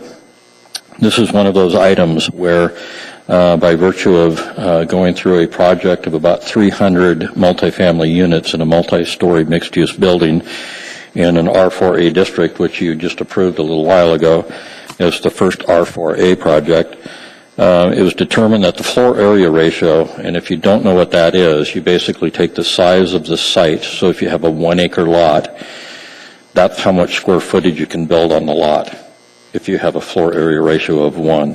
If you have a floor area ratio of 2, you can put twice that amount of square footage on that piece of property. which means you usually go up. Parking sometimes goes underground, those types of things to try and maximize that. The initial floor area ratio, or FAR, that went through under the new code was very limiting and very conservative, and in fact wouldn't let you build what the city needs to build to be able to get multifamily housing. This community needs to be building about 900 housing units per year. We're at about a third, less than half of that now. So we're falling further and further behind what our projected growth needs are for housing. Multifamily will definitely be a part of that. This is a pretty key project as far as the wrapped parking. Part of the new code regulations also said that you got bonus points for going underground, and that didn't count against your actual habitable floor area ratio. But if you had parking on a platform above grade, but it was fully wrapped by residential, that floor area that was parking that you needed to have for your project got counted against your floor area ratio, so you couldn't put as much building on the piece of property. So there were a lot of things that were bearing down on a project's ability to actually be feasible on a piece of property. This is an attempt to, I was working with the city and the developer to try and identify what really is required, what is needed. And this is the first step of many, as Ms. Johnston knows, that will be coming forward over the coming months. So with that, I'd be happy to answer your questions and ask for your approval. Thank you very much, Mr. Potter. I see no questions, but I see you figured out I have a fast gavel. Thanks. Anybody else wants to speak to us on this ordinance? Seeing and hearing no one, public hearing is now closed. It's been moved and seconded. Is there discussion? Seeing and hearing none, please proceed to vote. Mr. Honeman's out of the room. That carries by a vote of 10 yeas and 0 nays. That brings us to item 14N, AO 2014-133, an ordinance amending Anchorage Municipal Code, Title 21, Land Use Planning Code, new code effective January 1, 2014, regarding the use-specific standards for the hotel-motel use and making the Girdwood Use Table, Table 21.09-2, and the Anchorage Bowl Use Table, Table 21.05-1, more consistent with each other. Brought to us by the Community Development Department, accompanied by Assembly Memorandum 610-2014. This is a public hearing. If you wish to speak to us, Mr. Potter, please come on down. Mr. Chairman, members of the Assembly, I guess this is just part of my lot in life is to do cleanups on the code, and I appreciate Ms. Johnston's participation in this big time. Again, another project coming up at Alyeska Resort that led to a question about interpretation of the code of what really a hotel versus a motel, and establishment of why a motel was supposed to have been on a arterial or a collector street, whereas at Alyeska Resort there's subdivision of lots that are embedded within almost a master plan development, which it is. And it was determined that within the DRST 1 and 2 zoning districts, which is the old base and the new base areas of Alyeska Resort, that maybe those rules didn't make a lot of sense. So this adds clarification, and this is one that I would truly say is just a housekeeping issue. So with that, I'd be happy to answer your questions. I see no questions, Mr. Potter. Thank you very much. Does anybody else wish to speak to us on this matter? Seeing and hearing no one, public hearing is now closed. Move to approve. Second. It's been moved and seconded. Is there discussion? Seeing and hearing none, please proceed to vote. And Mr. Honeman is still in the room, so that carries by a vote of 10 yeas and 0 nays. That brings us to item 14O, AO 2014-136, an ordinance amending the Anchorage Municipal Code to allow use of municipal seal upon prior written approval of the mayor or designee and providing for penalties for unauthorized use, brought to us by the Department of Law. This is a public hearing. If you wish to speak to us on this matter, please come forward at this time. Seeing and hearing no one, the public hearing is now closed. What is the wish of the... It's been moved and seconded. Mr. Traney. I've got an amendment that's being passed out to you now. This is one amendment. It's item 1A. And what it will read is, a person may not use or make a die, impression, or electronic duplication of municipal seal or any for any advertising or commercial purposes unless written permission has first been obtained by the mayor's designee. This section does not impair authority of the municipal clerk and the assembly to use the seal for official business without the consent of the mayor. Second. Separation of powers issue. Thank you, sir. It's been moved and second. Is there discussion on the amendment? I see if folks in queue. Ms. Domboski on the amendment? Yes, sir. I just want to thank Mr. Trainee for bringing this forward because I know there, at least one other member of the body, including myself, had concerns about this. I didn't want to have to get the mayor's permission before I sent out my letterhead, so I do appreciate that. Thank you, Ms. Domboski. Mr. Hall, to the amendment? No. Okay, then please proceed to vote on the amendment. And so by a vote of 10 yeas and 0 nays, the amendment passes. We now have the original motion before us as amended. Mr. Starr, you're in queue, sir. Mr. Wheeler, can you tell us why we're doing this? Through the chair, Mr. Starr, the Municipal Attorney's Office has advised over the last at least 20 years that the city should consider protecting the seal. We issued opinions in the early 80s, in 87, and 2005, and so on. What happens is that we often want to use the seal for merchandising to put to a public purpose.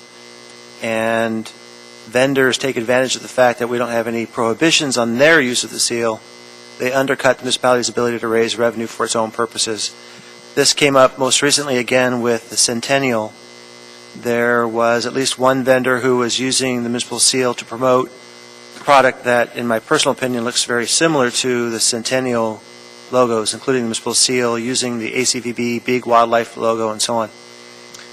But there's nothing we can do about it unless we actually protect the seal. So revenue that we hoped to raise through the Centennial product sales to help fund the Centennial programs is being undercut, and we hope that this will help alleviate that problem. Ms. Domboski sort of touched on it, but occasionally I'll do a recognition placard or a certificate for a school in my capacity as representative of the municipality as an elected official. That's not what we're talking about then. Is it a letterhead type of arrangement? I mean, what's your definition of normal course of business? Through the chair, Mr. Starr, that's correct. This is not intended to impinge on the use of the seal for official business. There was some question about that, which is why working with the clerk's office and Assembly Council, this new language proposed by Mr. Trainee is included to make sure it's understood that we're not talking about the use of the seal in the official capacity for which it's designed. Gotcha. Thank you very much for the clarity. I have no issues. Thank you, Mr. Starr. Mr. Hall. Yes, thank you, Mr. Chairman. Probably a question for Mr. Wheeler, I'm not sure, but I've been asked by some other entities, i.e. ACDA, that also have logos and seals that they use. Do we need to look at protecting those as well, or are we adequate with what we're doing here? Through the chair, Mr. Hall, we'll have to look at it on a case-by-case. In the instance of ACDA, to the extent that they're a corporate entity, they have state statutory protection for a corporate seal. I don't know, I'm not sure what the other examples that you're thinking of would be, but it would depend. We'd have to look and decide whether they need separate code protection. Okay, thank you. Seeing no one else in queue, please proceed to vote. So by a vote of 10 yeas and 0 nays, that motion carries.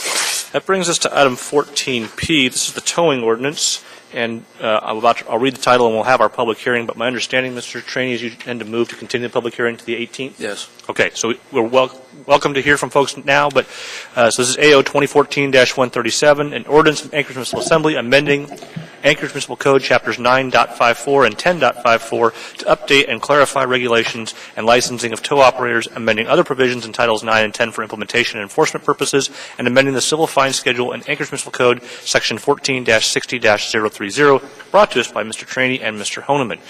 Sir, welcome. Please introduce yourself. Thank you. My name is Charles McKee. Through the chair and the assembly, thank you, Mr. Trainee.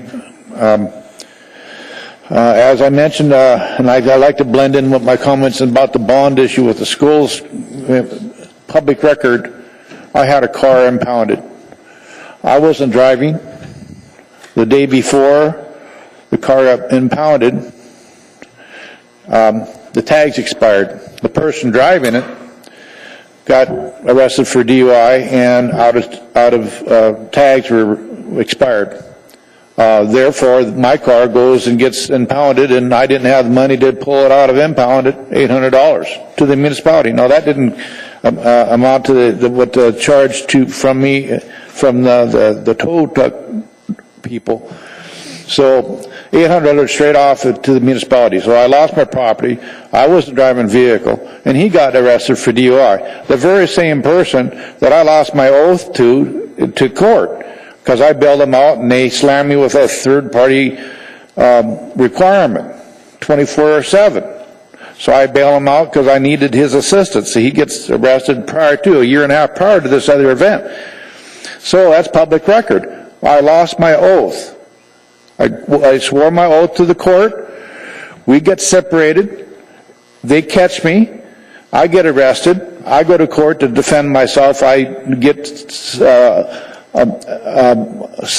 fined and unsupervised parole for 2 years. All this is all public record. So now I get brought into this other manufactured event. The people know this that are coming after me on this other issue that comes out October 31st about the oil industry. They're pulling out and of course they run the money through nonprofits, so you never find out who's actually financing the acquisition, the manufactured citation I now have to defend. I'm coming before you to get this thing dismissed. This issue is coming up pertaining to the current process. And that's why I wrote Security Exchange Commission. I would rather go to the feds, which I'm attempting to do with my website. I'm trying to address the situation at the federal level, why Alaska does not have an oath, bond, and commission. Why did they set us up this way to where we're technically a territory? Why does the investigative capability of Dispatch News not look at that? How do I address myself? How do I defend myself? Get a redress of grievances to the government when there isn't one? When you don't have an oath, bond, and commission, you have to vacate your office after 30 days if you do not have an oath, bond, and commission on file. That's a federal requirement. How can we ignore the federal law at the state level and at the municipal level? Thank you, Mr. McKee. Does anybody else to speak to us on the towing ordinance this evening? Seeing and hearing no one. Mr. Traney? Move to continue the public hearing to the next meeting on the 18th. Mr. Chairman, I think you were a little quick on the gavel. I think there was somebody else. Did you want to speak to us, sir, tonight, or you want to wait till next time? It's fine either way. Either way, we can delay this. Come on down. Come speak to us now, and then I'll make the motion when we're done. You've been waiting an hour. Sorry, that's why I asked before I hit the hammer. Go ahead. Mr. Chairman, similar members. My name is Max Riggs, President Riggs Towing and Recovery. I had some comments on some of the points that they're wanting to change. Hours of operation seems to be a really large one. I think 6 a.m. to 6 p.m. 7 days a week is a little absurd. I had proposed sticking with the rotation hours of 8 to 5, and if you're going to do PPIs in the Anchorage municipality, I think that you should be required to do after-hour releases. You guys have proposed $50 for an after-hour release. I think give that some consideration. I think that's a little more appropriate than 6 to 6, 7 days a week. The other item was your guys' definition on a curb release. I think the definition you're proposing is going to make a foot race out of a driver hooking up a vehicle and a RO scrambling out to retrieve their vehicle. I would propose that a curb release would be once hydraulics have engaged, you've lifted the car off the ground, or a flatbed, the vehicle has been winched upon the deck. I think that would be more realistic as to the definition of a curb release. As far as the 30-minute detention time waiting for someone to come up with money, I do believe that if you are going to do PPIs in town, that you should require that they take debit, credit, or cash on site, the same as they would at the office. Providing that most people carry a credit card. You can make a phone call, get somebody to cop off a credit card. I think making a driver detention for 30 minutes without compensation is not realistic. The next item, insurance, I think they should get that more in line with the APD rotation. There's pretty extreme between what you're proposing and what's required on the APD rotation at this point. Either they need to come up or that one needs to come down. The rates, I'm pretty much good with the rate cap that you guys are setting. It does not address medium or heavy. There's only about 2 or 3 companies in town that do heavy calls. However, you could, $225 is for a light duty. Potentially, you could be 50,000, 100,000 pounds on a full-blown loaded tractor. So I'd appreciate you just giving that some consideration. As far as hours of operation, I estimated that to cover those shift would cost approximately 35 to 40 grand to put a person on for those extra shifts. Thanks for your time. Mr. Riggs, don't run off. We've got several questions for you. Okay. And I suspect somebody is going to ask if you could submit written comments, if you haven't already. Mr. Trainee? Mr. Rigg, you were talking about the AP rotation. We're looking into that because I think the AP rotation requirements may not be high enough. Correct. On the We've got to bring insurance. these two into compliance. So we're Right. taking a look whether this one is too high and needs to be lowered or AP is too low and needs to be raised. I know they just had, on hook at $225,000. I mean, who's driving a $225,000 vehicle? So, Another question would be license renewal. I was looking from the clerk's office, gave me some stats. You're the president of Riggs Towing. yes, sir. You were supposed to renew your application to tow on October 1st of 13, but you didn't renew it until December 6th of 13. Okay. But you were still towing in this time period without a valid towing license. Okay. So I'm trying to figure out why. You're talking for last year? 13. For 2013? Yeah, there was about 3 months when you didn't have a valid towing license. So just I don't recall. Just please look at it this year because the fine is Absolutely, yeah. $500 a day. Correct. I've saw the new. So please check it this year, if you would, please, sir. Thank you. Yep. Thank you, Mr. Trainee. Mr. Honeman? Mr. Riggs, I'm sorry, I missed I was in the middle of a meeting and I couldn't, you had a gentleman that works your software for your company, is that right? Correct, yes. And he had called me earlier, so I apologize. I need to call him back to have some more conversation. I'm sure I was out of the room for a second that you've been told we're going to, it'll be back before us next meeting, I believe, for full. We announced the intent to continue the public hearing to the 18th. Thank you. And so anyway, I would encourage you to please get us the remarks. And I just want you to know that I have taken to heart, of course, the difference in size of rigs in case you need to have to use a larger vehicle, which could cost more fuel or perhaps a specialist skill or cost a little bit more. And as well as traveling long distances if you have to go from Girdwood, say, or Cluton or something to bring it to your yard. So there are some things that we've listened to and we are hearing your concerns. And so we're definitely interested in making some adjustments. Thank you. Thank you, Mr. Honeman. Mr. Starr? Mr. Riggs, thanks for showing up. And I bristled a little bit at Mr. Trainee's sort of tone coming on. I've got a personal conflict. I use Riggs Towing a fair amount, and so they're very, very good at what they do. So you're not in the towing thug category in my book, and so that isn't what this is about. So I want to defend that as well. But I really engaged in how you've communicated with us so far. So keep it up because we want to kind of get this right. There's some bad behavior out in the industry that needs to be quelled, and you can help us with that. So I'm pleased that you stepped up to the mic today, waited, and all that. And certainly we don't cut off testimony. So if there's more to add, you can't come necessarily up to the microphone on the 18th again, but we'll take your comments anytime. I appreciate the way you run your company. Thank you. Yeah. Thank you, Mr. Starr. And Mr. Riggs, if we have an S version, a substitute version, we will permit you to testify to that as well. Awesome. Thank you. Ms. Domboski.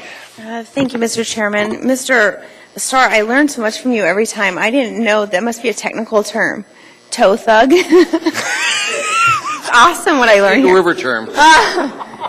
I'm not surprised. But Mr. Riggs, I really appreciate you coming up because this is a new industry for me. It's something I'm learning. And the two things that were like flashing beacons when I read it for hours of operation for your typical staff, and for when would be a reasonable time to have that curb release, you know? Correct, yeah. You know, I have watched those tow shows on TV. And I know everything's not like TV, but reality TV, you know, don't believe what you see. But, Mr. Riggs, my question to you is, when you address, what is your typical office hours? Is it Monday through Friday, 8 to 5? 8 to 5, correct. So if they expand this from 6 in the morning to 6 at night, and then on weekends, I anticipate, you said it'd be about 35,000 to 40,000 extra. You would have to hire extra staff. You would have to hire extra staff, yes. Okay. I just wanted to, thank you. I appreciate that. Not a problem. Thank you, Ms. Domboski. Mr. Evans? Thank you, sir. Two odd questions for you. Yes, sir. First of all, what is your, I know you have different sized trucks, but what's kind of the miles per gallon do you get on those trucks? My larger trucks are getting about 4 miles a gallon. The lighter duty, 7 to 8. And can you give me, I know you have different drivers as well, but what's sort of the average hourly rate that you pay your drivers? My drivers work on a commission. Okay. So they average from 30 to 35%. Anything else, Mr. Evans? That was it. Thank you. Mr. Trainee, and wrap up with Mr. Riggs? Yes, I appreciate you being here. What we're trying to do is get this ordinance right. Yes, In sir. deference to my friend Freewer, I've never heard that term thug before. That must be a pilot issue or something. Anyway, thank you, Mr. Riggs. Let us know how we can make this ordinance better. We only want to do this one time. I understand. Thank you, sir. Thank you, Mr. Riggs. I see no further questions. I do appreciate being patient tonight. Okay. I did talk to the clerk. I'm going to get her the information on the towing and that LETS program. They'd be more than willing to answer any questions you guys have. And they offer portals for, like the ROs, to go in and find their vehicle quickly through a web portal. Great. Things like that. Thank you, Mr. Riggs. All right, thank you. Come on down, sir. Kindly introduce yourself. Yeah, I'm Will Webb from Webb's Towing. I have some problems with the insurance requirements and stuff like that. We've been doing this for 30 years in town. I've chose to kind of stay away from the impounding deal. That's just what I believe in. But I have a problem with the process. I think when you guys, the committee I'm sure has worked very hard on this, but I think there should have been one person or somebody from my industry at your meetings that could have probably delayed a lot of this stuff that we're talking about tonight. It could have already been nipped in the bud because they could come back to us and we could give them. So that's my deal. I think the process could have changed and just put one person from the towing industry on the committee and help move things along. Thank you. Thank you, Mr. Webb. I have a question for you, and I do recall you being at one of our work sessions on this many years ago, and appreciate your help. Mr. Honeman? Well, it's a comment, and also to praise Mr. Webb and other tow companies that have been at some of the meetings. As you know, this is not the first time we've talked about this. In fact, I think it was you, Mr. Webb, that basically told me, hey, if we don't do this and get it done, I don't want to have another damn meeting about it, because much like some of the other process we talked about earlier, is we can talk this thing to death and we never really get anywhere.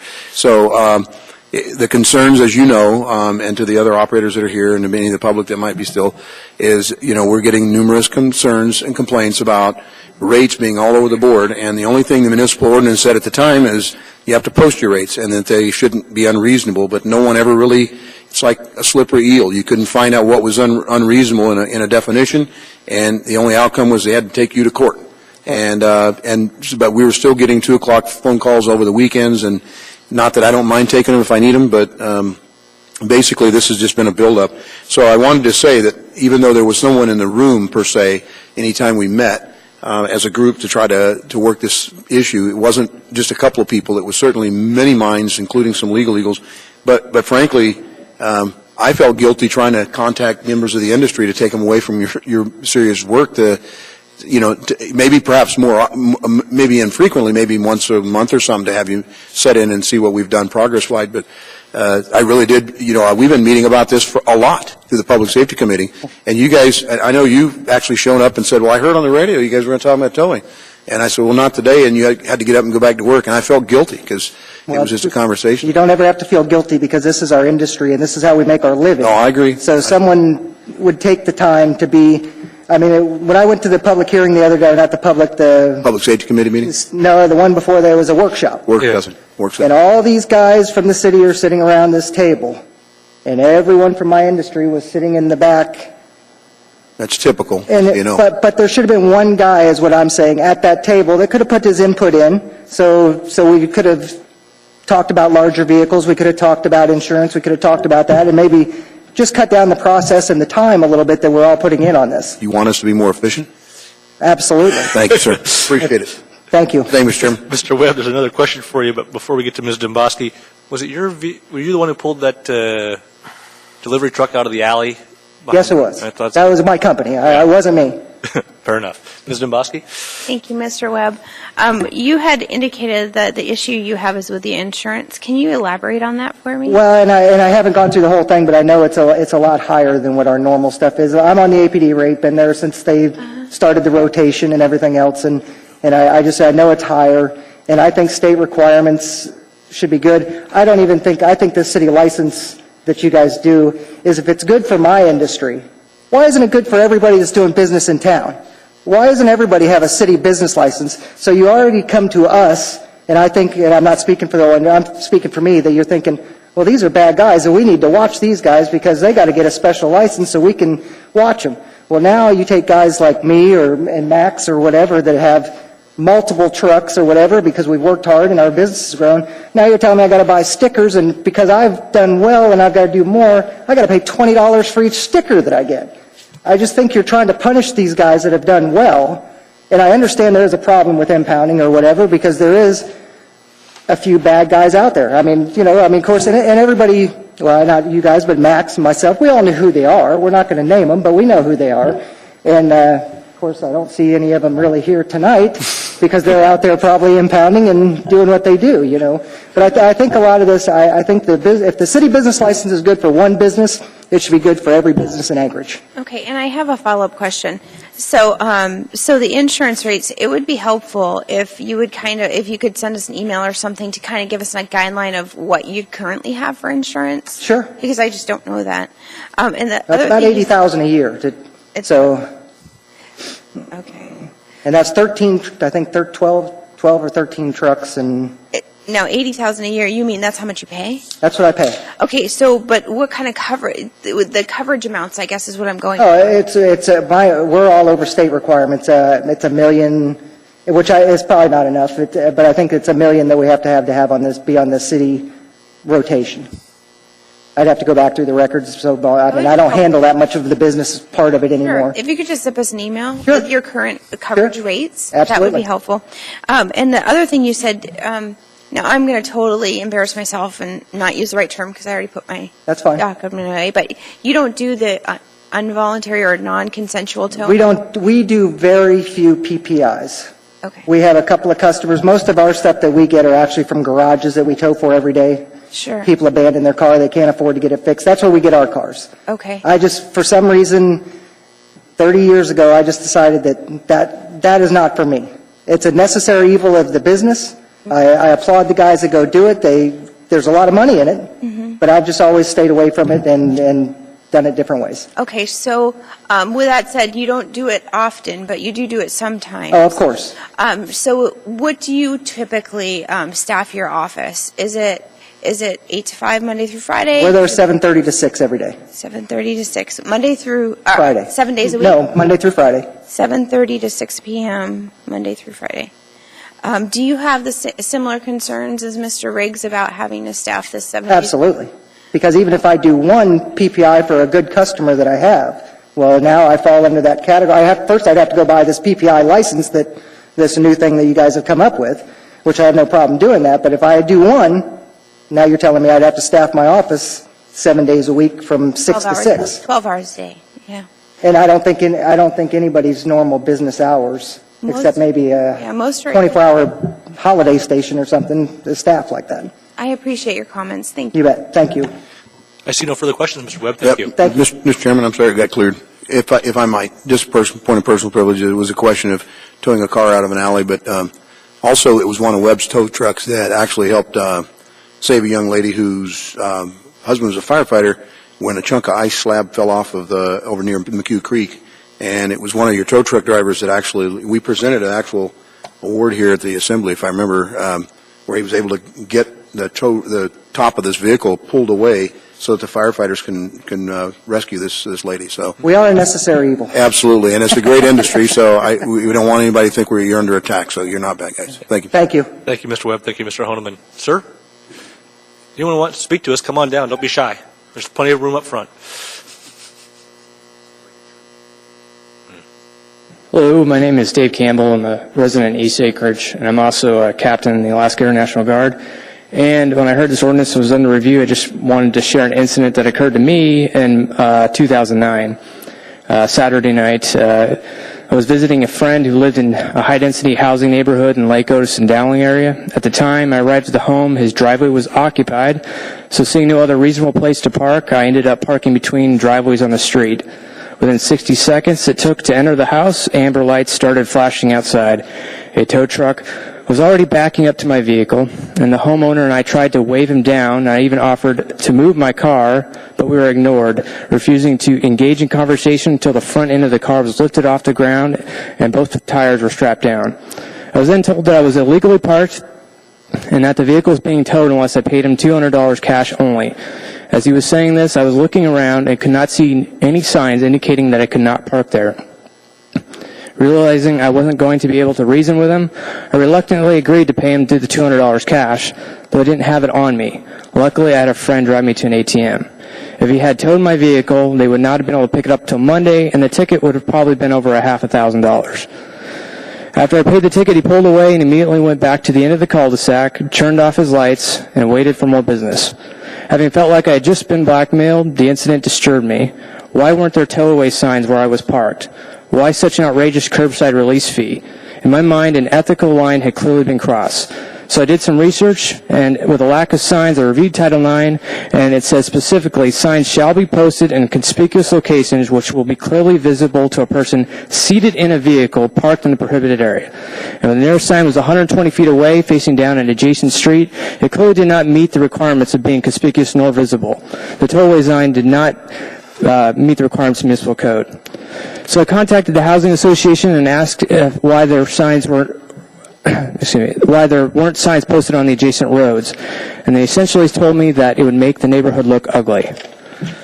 Well, my thought is you can't have your cake and eat it too. You're to lawfully enforce the tow-away zones, or the municipal code must be met. Otherwise, if you are to lawfully enforce tow-away zones, the municipal code must be met. As for the tow operator, it didn't take long to find that predatory towing practices were not just occurring in Anchorage, but have been occurring all over the U.S. And primarily in private property subdivisions. So the following week, I went to the towing company offices and tried to dispute the fee and showed them the municipal code. The plea went on deaf ears, and they pointed to a stack of small claims court handbooks if I wanted to pursue it further. In the end, I was reimbursed the $200 fee, but the process took close to a year and countless hours learning the court system process. And Anchorage citizens should not have to go to these lengths to dispute a towing fee.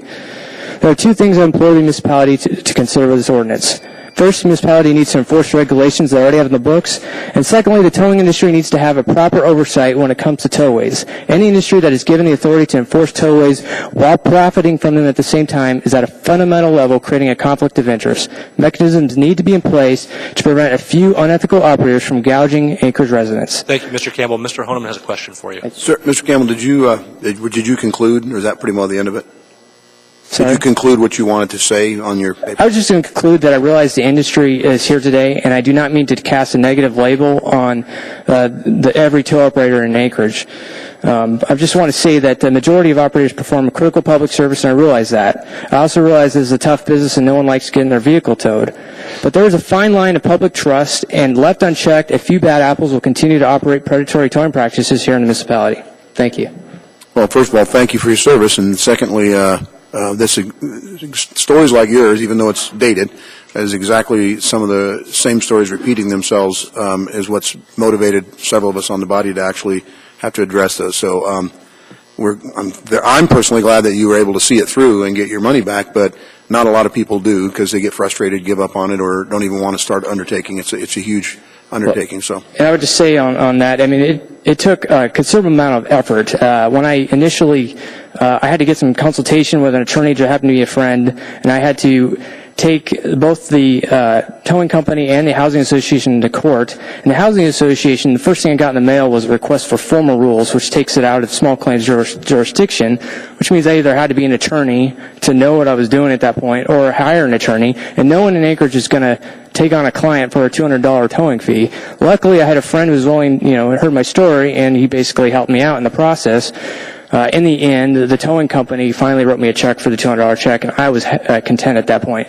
But I clearly saw some unethical practices happening here in Anchorage, and I'm really excited that you guys are taking it on. And I do not mean to cast the entire industry again as being unethical, but there are definitely a couple rotten apples in the municipality. Nor do I. Thank you. Thank you, Mr. Campbell. Anybody else?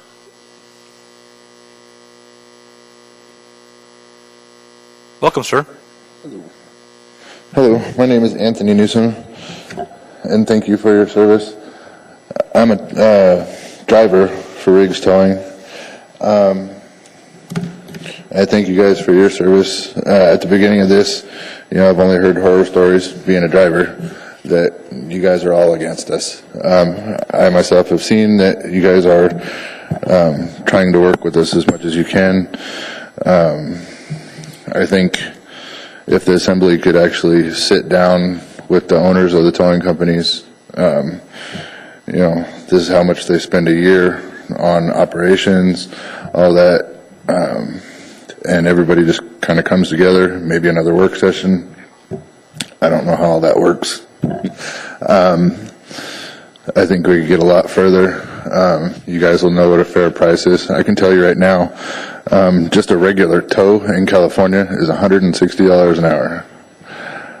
I know you guys went to Washington and Oregon for some of your numbers. So, if you're going to do that, go all contiguous lower 48 states that aren't in Alaska, that no matter what business you're in, it's a higher dollar amount of running your business.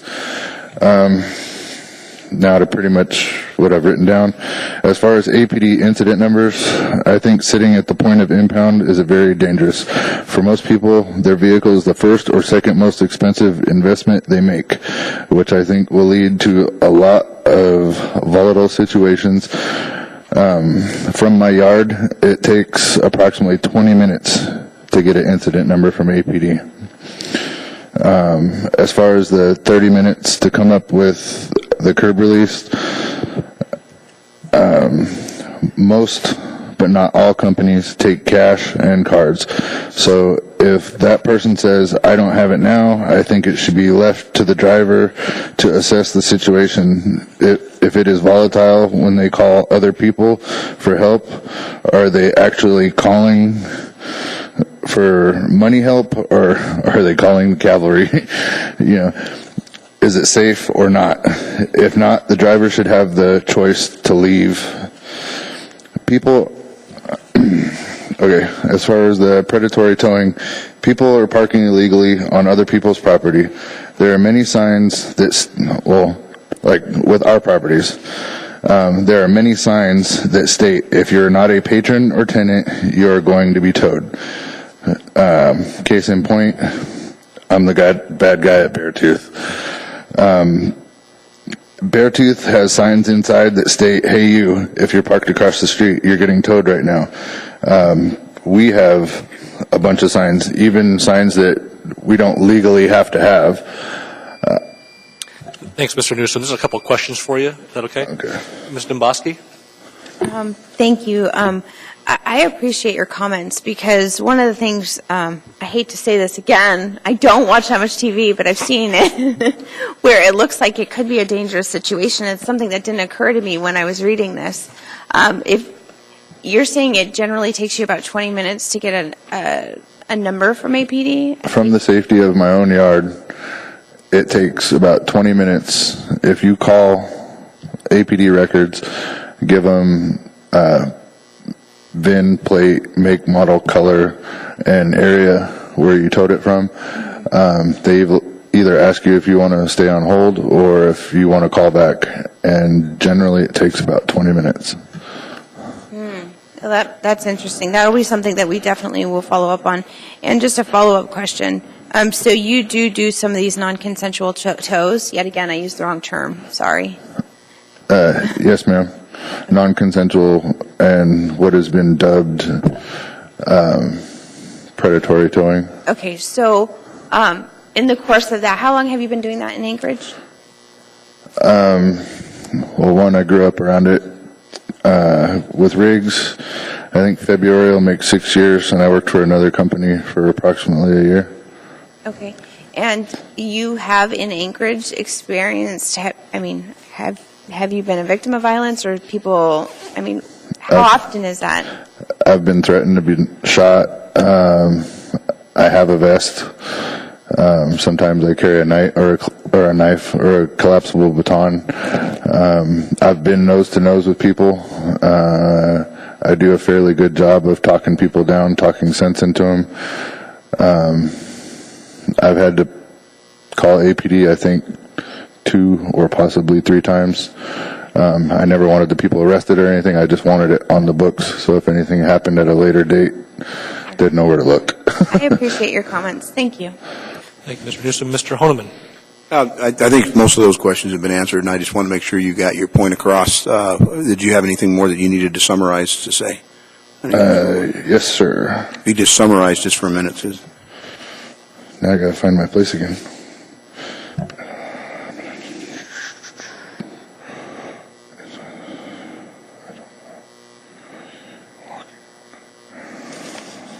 Okay. Pretty much just there at the Beartooth. Pretty much everybody's just like, it's an empty lot. Why can't I drive in there and park? They read the signs. I've witnessed it myself. They look at the signs, keep walking or keep driving, park, and then go to Beartooth. And then before I realized that you guys are actually trying to work with us. So if some of these words seem harsh, I'm sorry. You can skip them if you want. Skip those ones. So why are you trying to coddle the lawbreaker and punish the people not breaking any laws? I think that there's enough laws on the books for impounding. You want to take care of the bad apples in the towing business, enforce the ones already in place. The answer is not, hey, let's throw a ton more burden on the property owner, tow owner, and tow driver. The lawbreakers, meaning people impounded or the no rules towing companies, should be the ones targeted by the assembly. Fees. How is it that all companies are being told what they can charge? I know when Vulcan does a DUI tow, they are only able to charge a certain rate that comes out as a whole lot less than what they would charge a regular person for the same amount of service. But for those who actually get their car back, they first must pay the city $500 to $1,000 just to go talk about getting their car back from Vulcan.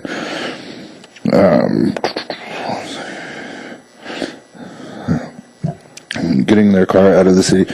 Didn't do any of the work, towing company did, then they hit the people with fines in court. I think the assembly needs to look at the financial side of towing industry before they start adding more burden while cutting finances to pay for it all. Thank you, sir. Thank you. Anybody else? Come on down, sir.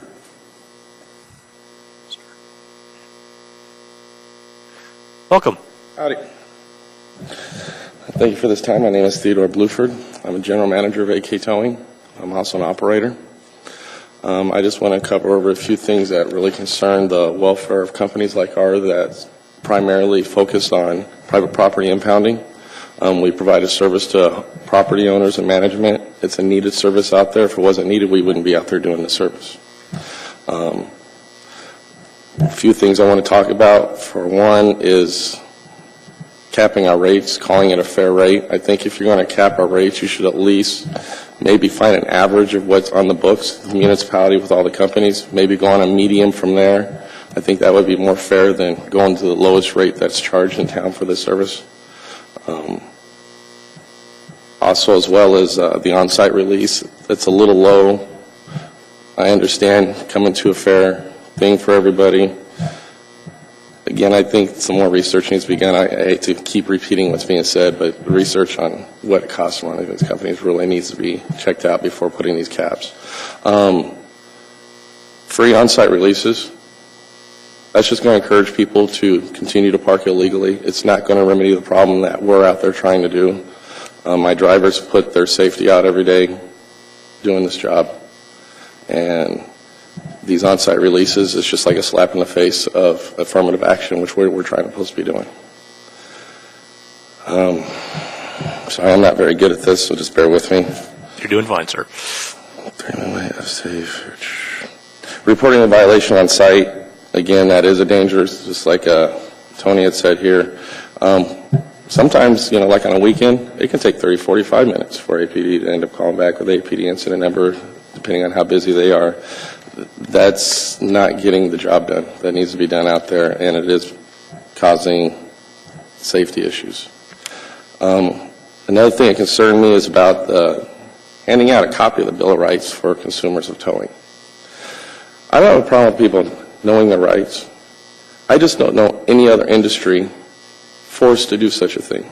And I don't understand why this industry would have to be forced to do such a thing. I understand it being available. If being requested, it should be supplied some way. And I feel, yeah, okay, we can do that.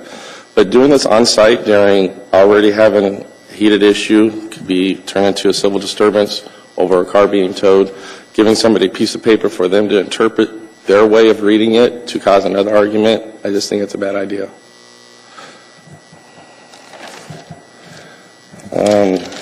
A few other things that are concerning the owner of the company and a few other owners I've talked to is a few of the conditions for licensing. Sorry, Mr. Bluford. There's a few questions for you, though, if you don't mind. Mr. Trainee? What would you consider a correct rate for on-site release? You said $50 is too low. I would think $100 would be quite fair. I know right now we charge $175. I have no problem coming down to $100. Unfortunately, part of getting drivers to do this kind of work, because it does have a level of danger, there has to be a little incentive, and most companies offer a little bit of commission. All my drivers are paid on an hourly, but they get a small commission for doing this service when they do perform it, whether they bring it to the yard or they do it on site. And a company cannot afford to pay the driver their services if we have to give these cars back for free or do a $50 on-site release. Thank you, sir. Mr. Honeman? That's the same thing. I wanted you to know, first of all, if you've got a summary that you can do real quick. I wanted to make a comment on one of the things you said earlier, but do you have a summary that you'd like to finish up on your thoughts? I had just a couple small things about the conditioning of license, and I actually had a question. Okay. First of all, the way so that you know that this has been going on years, actually it was through the ombudsman staff, and we did actually pull the posted rates when the laws for tow operations were, as you recall, post your rates, and you have to submit them to the clerk's office at the municipality. Mm-hmm. And so when we looked at that on where do we start from, that's exactly where they came from. So the rates are a median, not the lowest, not the highest, but a median. For the impounding rates or impounding towing rates altogether? Impounding rates, the tow rates that you guys had charged, the tow rates. So not to try to set in debate, I don't have a lot of time here this evening, Russ, but basically, if I called your company today and said, can you tow my car across town, what would you do it for? You and I could negotiate a rate. But if you take my car without my permission or without my knowledge, how much are you going to stick me with? And that's the difference we're talking about here. There's the consensual side, which you and I can agree on case of king crab legs, case of beer, or $5 million. That's a consensual act. You take my car, and I don't have any knowledge, and you didn't get my permission. You're taking my $20,000 car. And what I'm saying is that's the difference. The reason we're not regulating the consensual act. That's between you and the party. But we have the authority. In fact, we have the right and obligation under the law to do just that, to protect the public from that very thing. We look realistically at numbers, and I just want everybody to know this is not a number we just arbitrarily picked. These came from rate sheets from this city within the last year. That's where the numbers came from. Ms. Dimboski? Thank you, Mr. Chair. What is your business's current hours of operation that you staff your office? Our hours of operation from 9 a.m. to 5 p.m. Is that Monday through Friday or That 7 is days? Monday through Friday. I also have it staffed from 12 p.m. to 5 p.m. on Saturdays. Okay, so Monday through Friday, 9 to 5, and Saturdays, 12 to 5? That is correct. Thank you. Mr. Starr? Yeah, these get a little awkward questions, and feel free, you don't have to answer them by any means. It's not a badge of the witness kind of arrangement. What does the agreement look like with the property owner that you serve? The apartment house owner or the guy with the big lot that it's got an office building downtown? Well, how extensive is that agreement? There's really, even though there's different types of properties, the only agreement that really is there is they tell us what the rules they need to enforce. A lot of our properties are call-in properties. I have about 35, 36 properties we patrol at different hours. Some are 24-hour patrols, some are just at night, some are just during the day, during business hours around downtown area. Whatever the rules that they want us to enforce, as long as they're in the realm of the law, that's what we enforce, whether it's fire lanes, permit parking only, no parking in the roadways. We do a lot of trailer parks. I think we do more trailer parks than any company in town. Yeah, and it's not an offensive statement, but do you actually pay them for the right to tow, or do they pay you?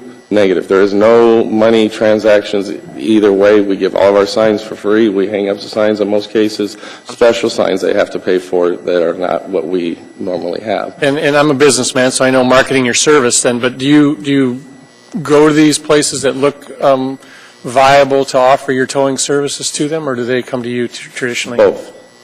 Okay, thank you. Both. Appreciate the answers.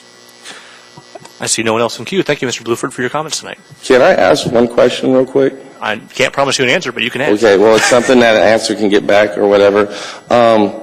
Concerning 105440, Section 10, subsection D, it says something along the lines that with the condition of licensing that pictures of the signs have to be submitted for the properties. And I was curious to know, does that mean signs on all the properties or just signs that we put on the properties? I might be able to answer that, Mr. Chair. Mr. Holloman? Just briefly, this was brought up for two reasons. One, if they're, like the one gentleman testified to, he's parked in an area, you hook up your tow truck to it, there's no sign obvious, this is to answer that, so you can clearly say, hey, the guy should have known not to park there, here's the sign where it's posted, and here's their vehicle in the picture. It's real clear, we require that of even the police officers when they're towing cars from the street. Okay. And the second part of that is, we've had at least 2 complaints that I'm aware of, maybe more, where witnesses have said there was no sign, a tow truck pulled up, they went and attached the sign, hooked up the car, and took off with it. I'm just saying, I wasn't there, I'm just saying these are the complaints that came in. So. Okay, I'm not talking about on violation, those pictures. I'm talking about in general for the requirement of licensing. Okay, we'll try and get those answered. Mr. Bluford, if you'd be kind enough, Mr. Holloman can get you his email address, or you can get it from the clerk's office, and you guys can communicate offline. Thank you very much. Thank you. Anybody else? I'm sorry, sir. We give everyone one shot. You can come back on the 18th. We can come back on the 18th, though. Okay. Seeing no one else, Mr. Trainee. Move to continue this to the meeting of the 18th. Second. Press your buttons, gentlemen. Is there objection? Seeing and hearing none, we'll take this up in a couple of weeks. That brings us to special orders. We have none. Unfinished agenda. Assembly. Audience participation. If anyone wants to come speak to us on an issue we have not discussed this evening, please come forward. Mr. McKee, welcome back. Mr. Chairman, for clarity, does this gentleman have a litigation against the municipality? I'm confused as to what he's actually asking us to do, but could you clarify if there's a legitimate claim or if he's talked to our legal department at the municipality prior? Mr. McKee, do you have current litigation against the municipality? I don't have an issue with the municipality. Thank you. Go ahead. I do have a citation that I'm being forced to comply with under threat of being arrested if I don't show up. From APD? Well, yeah, it's over a manufactured event that now is brought in the first responders, but then they forces me to go quo lonto because my oath has been violated. Because I knowingly, when I bailed this person out, forced to accept him as a third party me bail him out third party, then knowing when I made that oath that this judge did not have the oath bond commission. And he should have vacated his legal premise. And the corresponding court-appointed attorney representing this individual, he didn't have oath bond commission. So therefore, I have to go quo warranto, asking for a redress of grievances, but then there's no government. They don't have an oath bond commission. It has to be municipal and state applicable from the federal. And if they don't have an oath, if they don't have a Secretary of State, and that's what was set down and signed by Lincoln, they have to have a Secretary of State in position. You have to have an oath bond commission. And it's the same, it's that way with the federal court system. All the officers, all the judges, the U.S. Marshals, everybody, all at the federal level, all have an oath bond commission. And they're not an employee at that point, they're administrative. And they have authority to administer over laws. And so Rick Halford recognized what I own, and you have to be able to trump the federal government, which I've done with my copyright, my patentable, my copyrighted property rights, which is on the internet, new-pi.com. And I want to address this issue at the federal level pertaining to the state. Is it a territory? Technically a territory. Yes, it is. That's been found out to be so. And now we're negotiating with the oil industry and mining industry, and we're being conned, we're getting duped, and I'm trying to deal with this problem, but at the federal level. And because I have the ability to present this ownership of the seal, mind you, the Founding Fathers contemplated this